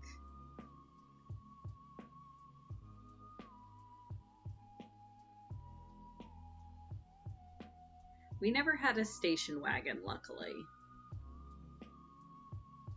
Although weirdly my best friend did, and I thought it was the coolest car, and I kind of wanted one, and I don't know why. I think it was because they had one of the station wagons where the very back of it just was a door, and there were rear-facing seats sort of in the trunk, and I thought that was fantastic as a 10-year-old.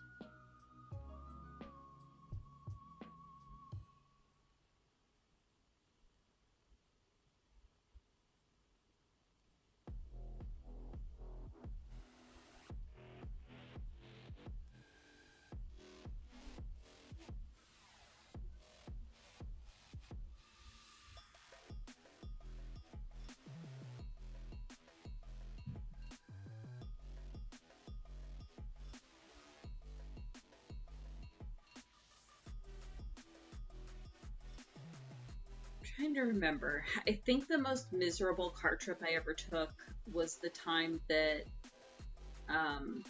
so in high school, my best friend, her family had a timeshare down in Florida. And one year they invited me to go with them for, a week and a half, whatever. But they just had a car, I think. No, it was an SUV, I guess. But either way, it was me and Kat, and Kat's two brothers. And we were not kids. This is when I was in university. So we were all adults. Well, teenagers at the least. Plus both of Kat's parents crammed into this SUV for, and I think we drove it straight. Trying to remember, I'm pretty sure we drove it straight. I don't think we stayed over anywhere. Which would have been at least 12 to 14 hours, I think. That was miserable. Oh no, we did stay over somewhere. I think they had friends that lived in like Georgia or Mississippi. We did stay over, but still it was like 2 6 to 8 hour days that was rough. All of us plus all of our luggage for 2 weeks crammed into this little car was awful.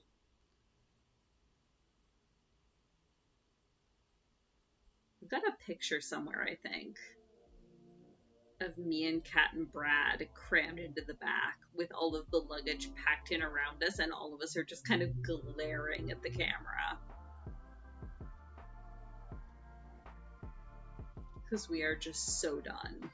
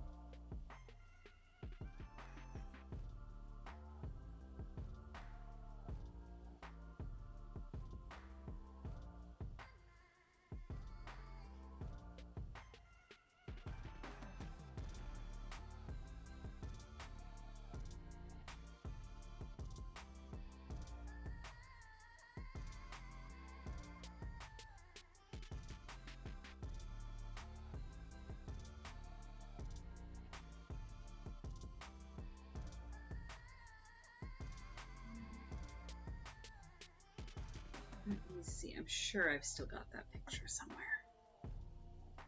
Do I? Question is if it's on this computer or if I've got it stashed in like one of my hard drives somewhere.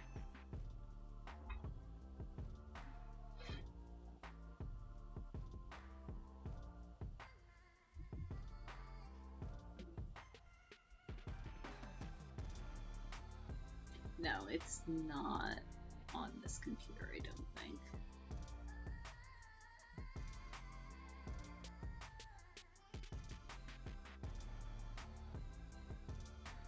Nope, unfortunate.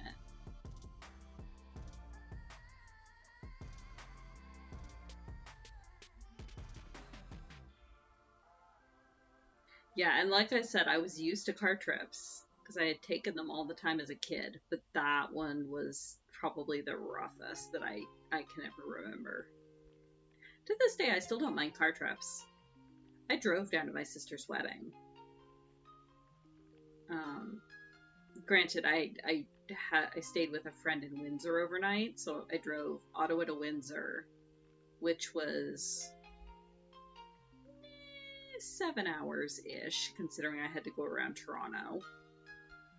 I stayed overnight with her in Windsor, and then it was only like another 4-ish hours down to my parents' place. It wasn't terrible at all. I just downloaded a bunch of podcasts, and away I went.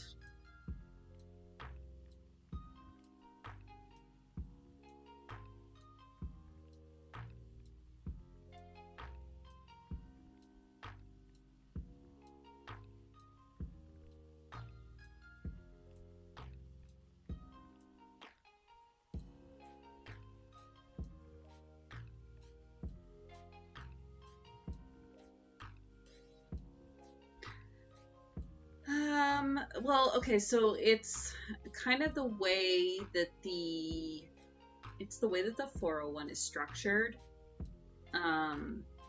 It's got, so you've got all of your spokes coming in toward Toronto, and then the actual, like, the 401, which is like what we would think of as an interstate. It's the interprovincial highway.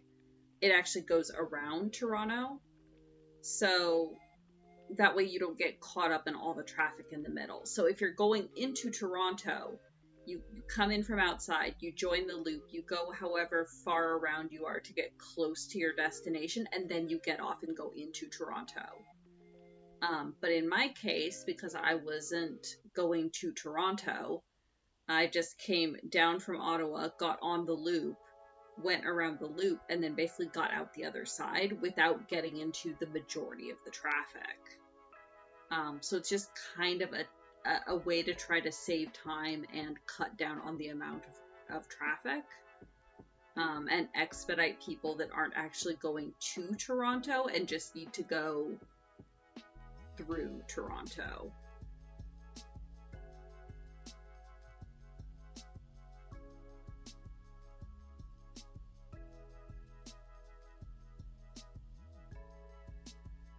I mean, I still ran into traffic, don't get me wrong.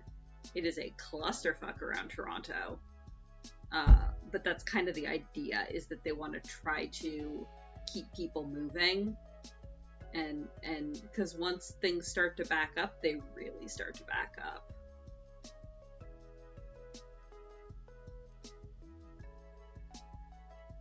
Uh, 401.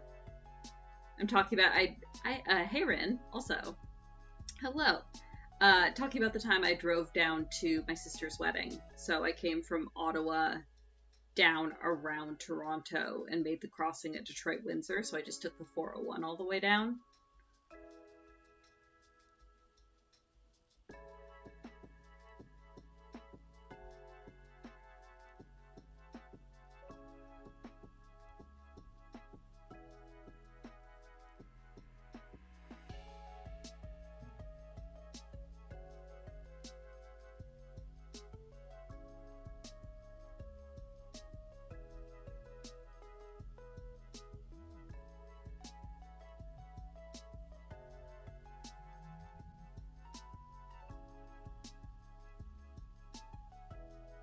Also, sorry, not sorry, Yalk, I'm sure you probably agree with me. The interstates in Michigan are shit. Like, I'm trying to remember, did I cross the bridge or did I go through the tunnel? But either way, it spit me out onto 75. And, like, the Michigan stretch of I-75 is just one giant pothole.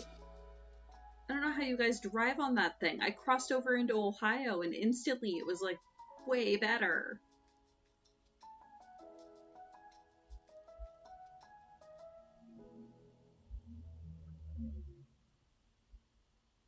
I felt like my spine was gonna vibrate out of my body.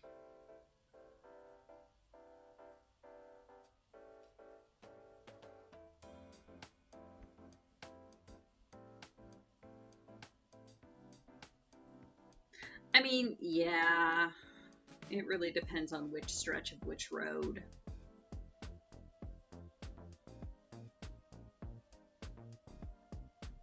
I don't know if I was just driving it. Oh, everything's always under construction. I grew up next to the 70-75 interchange, which has been under construction literally for the past 30 years. I don't know if it still is because I haven't been down there in a while, but my entire childhood up until I moved away, it's always been under construction. I would go out of my way. I would go half an hour out of my way to avoid having to go through the 70-75 interchange.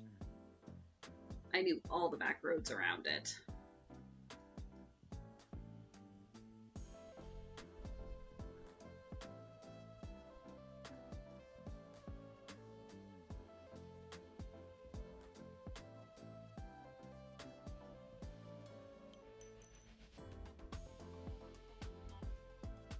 Patch the same 4 potholes every year? Oh, man.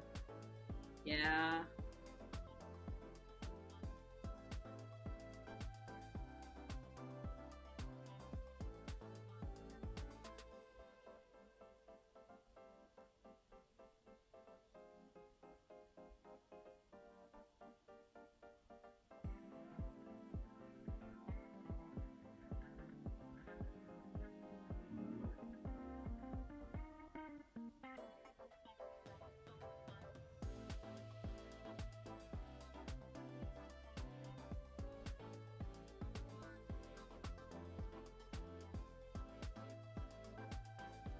I mean, eventually the potholes just get so big they become sinkholes.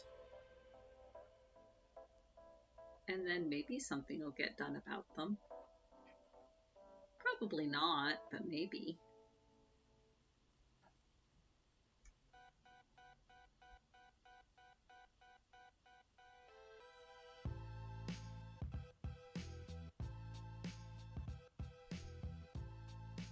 Ooh, yeah. Oh, pardon, excuse me. Yeah, that's going to be so nice looking. I can't wait to see pictures.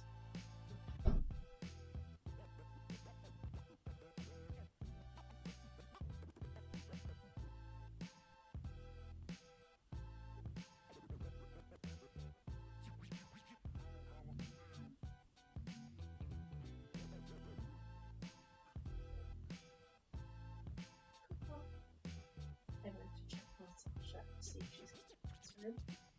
She is passed out chair. Pass out what? On the computer chair. Oh. But also looking very depressed. Oh, baby. She'll live. Computer aspect. Do you hear the sound of hope? Sasha. She was in here a few minutes ago and then she wandered away.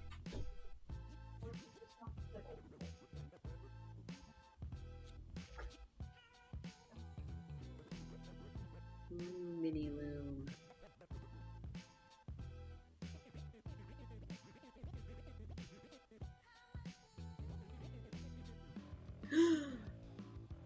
Oh no, Merlin. That sucks.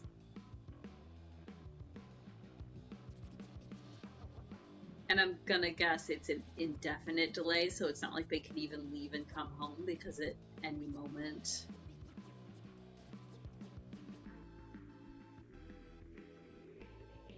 Oh, no, Sasha's depressed because Jade has gone to her parents' cabin for the rest of the week. So Mother left.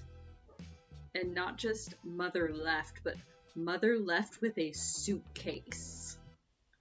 So she's being a floppy, depressed Victorian child because now the world is ending. Because Mother is gone.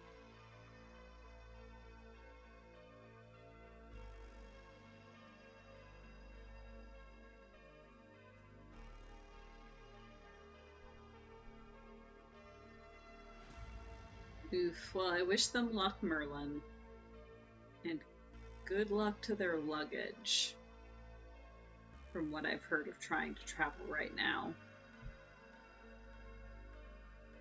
Oh yes, yes, we only have the one cat. So yes, this is Sasha, she who comes to request that I type for food.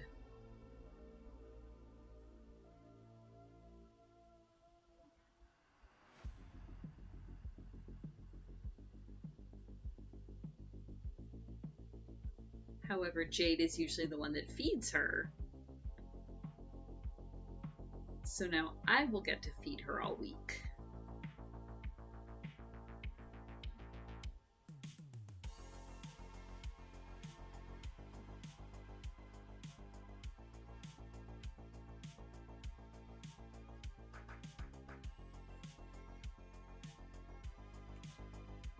Come on. Like I said, the one downside of this pattern is sometimes trying to get your hook to go through in the right place. There we go.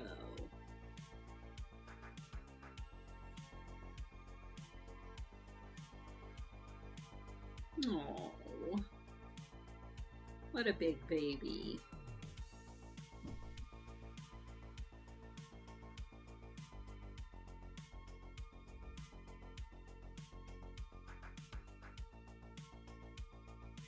So technically Sasha is Jade's cat. But she has kind of become the house cat, and she definitely likes cuddling me more than either Jade or Kara. But yeah, technically on paper, she is Jade's cat.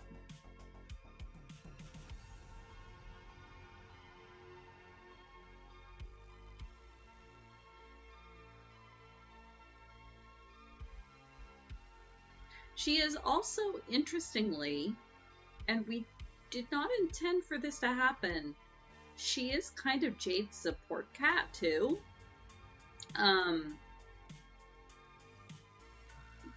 Because if Jade needs to eat and hasn't eaten in too long, Sasha will start pestering her.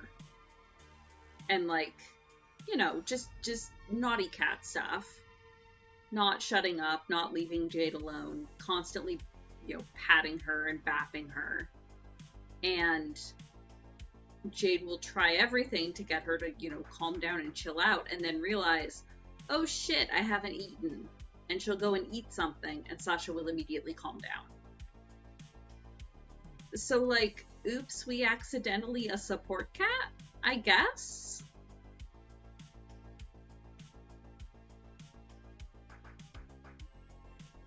But yeah, she's a very good girl. We've had other cats before.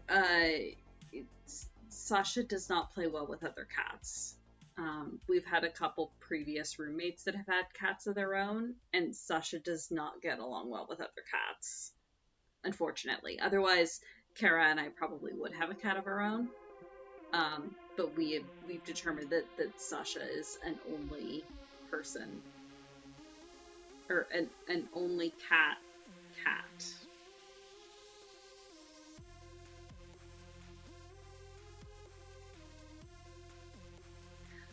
This place is not big enough for a dog.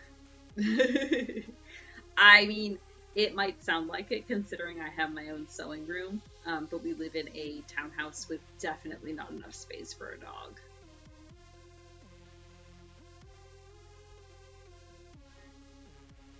Also, I feel like Sasha would eat a dog.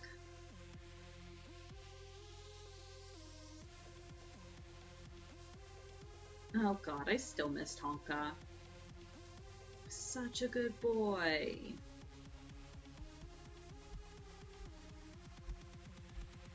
Tonka being one of those previous roommates' cats. So of course when the roommate left, so did Tonka. Which is unfortunate, because I loved him. He's such a good boy. And yeah, Sasha actually kind of almost got along with him. I have a couple pictures of them where they're actually sitting next to each other.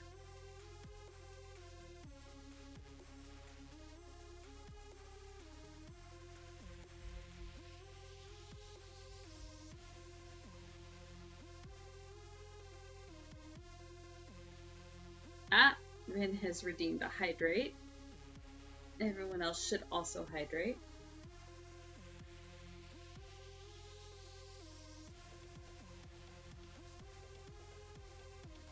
Oh man, an IRL FC house would be fantastic. Because then I would get to cuddle Pumpkin and Chicken and pet Miller whenever I wanted.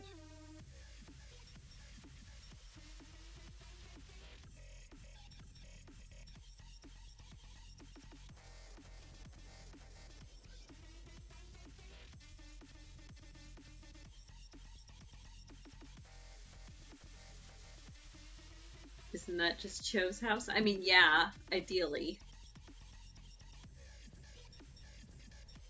Unfortunately, Cho's house is also like 17 hours away.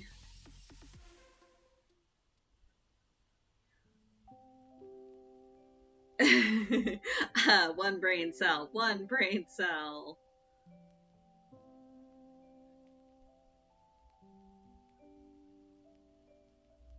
Ooh, yes, a door like Howl's house. That would be amazing.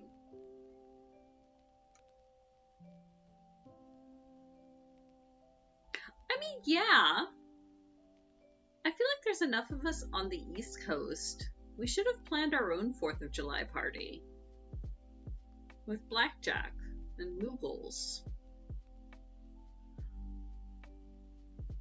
Not that we have the money for traveling at the moment, but... No, there's more of us out east than there used to be. Undersqualified used to be very, very West Coast centralized, and it was basically just me and Kara that were out east. But there's a fair number of us now.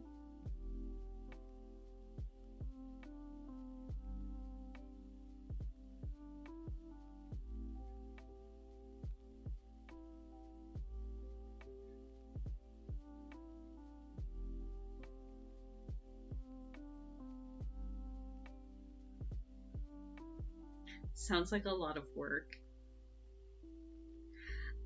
That's true. We don't need to travel if we host. See previous statement about small townhouse. We don't have a yard.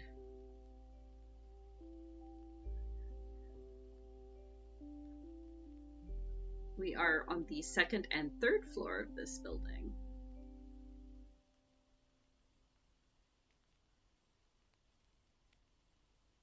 Although it would be interesting trying to cram everybody out onto the balcony for socializing time. Oh, that's true. We could steal your mom's yard.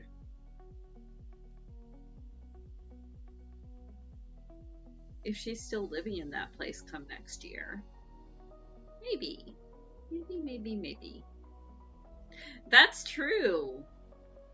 Kara, all we gotta do is import Yalk. Yalk will build us whatever we need.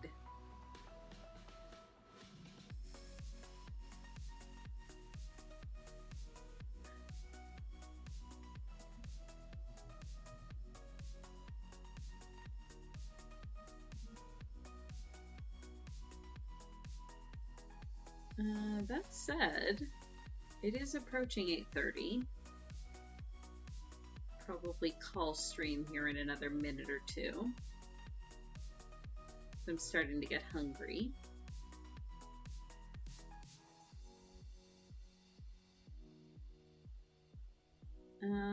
But yeah, thank you for joining me and coming to hang out. Keeping me company while I tangle some yarns.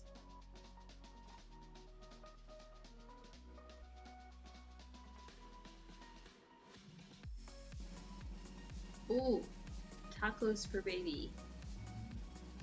Baby gets dinner too. Yalks don't come with return addresses. That's okay, that just means you get to keep the Yalk.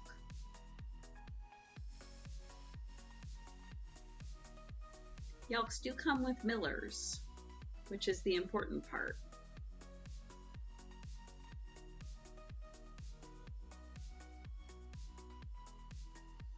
Yeah, so we've actually... Oh, damn. We've gotten a fair chunk done, more than I expected to. So yeah, it's not half bad. Cool. I will get this blanket sorted eventually. Yeah, so thank you everybody for coming, hanging out. I will be back tomorrow night with Pokemons. Yeah, we do unfortunately demand passports now. You could acquire a passport, theoretically. Yeah, used to be you could cross the border with just your driver's license. That was a while ago, though. I don't remember exactly when they started instituting passports, but for a long time, all you needed was your driver's license. Let's see. Is there anyone up to raid? Well, else fails, we can go raid chickens.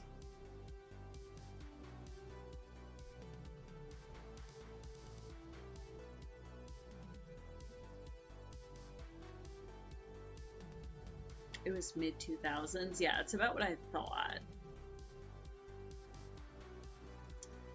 Okay, let's go raid farm animals. Everybody say hi to Xenos and all of the other furry friends. And I'll see you guys in the future. Everyone have a really good night. And yeah, take care.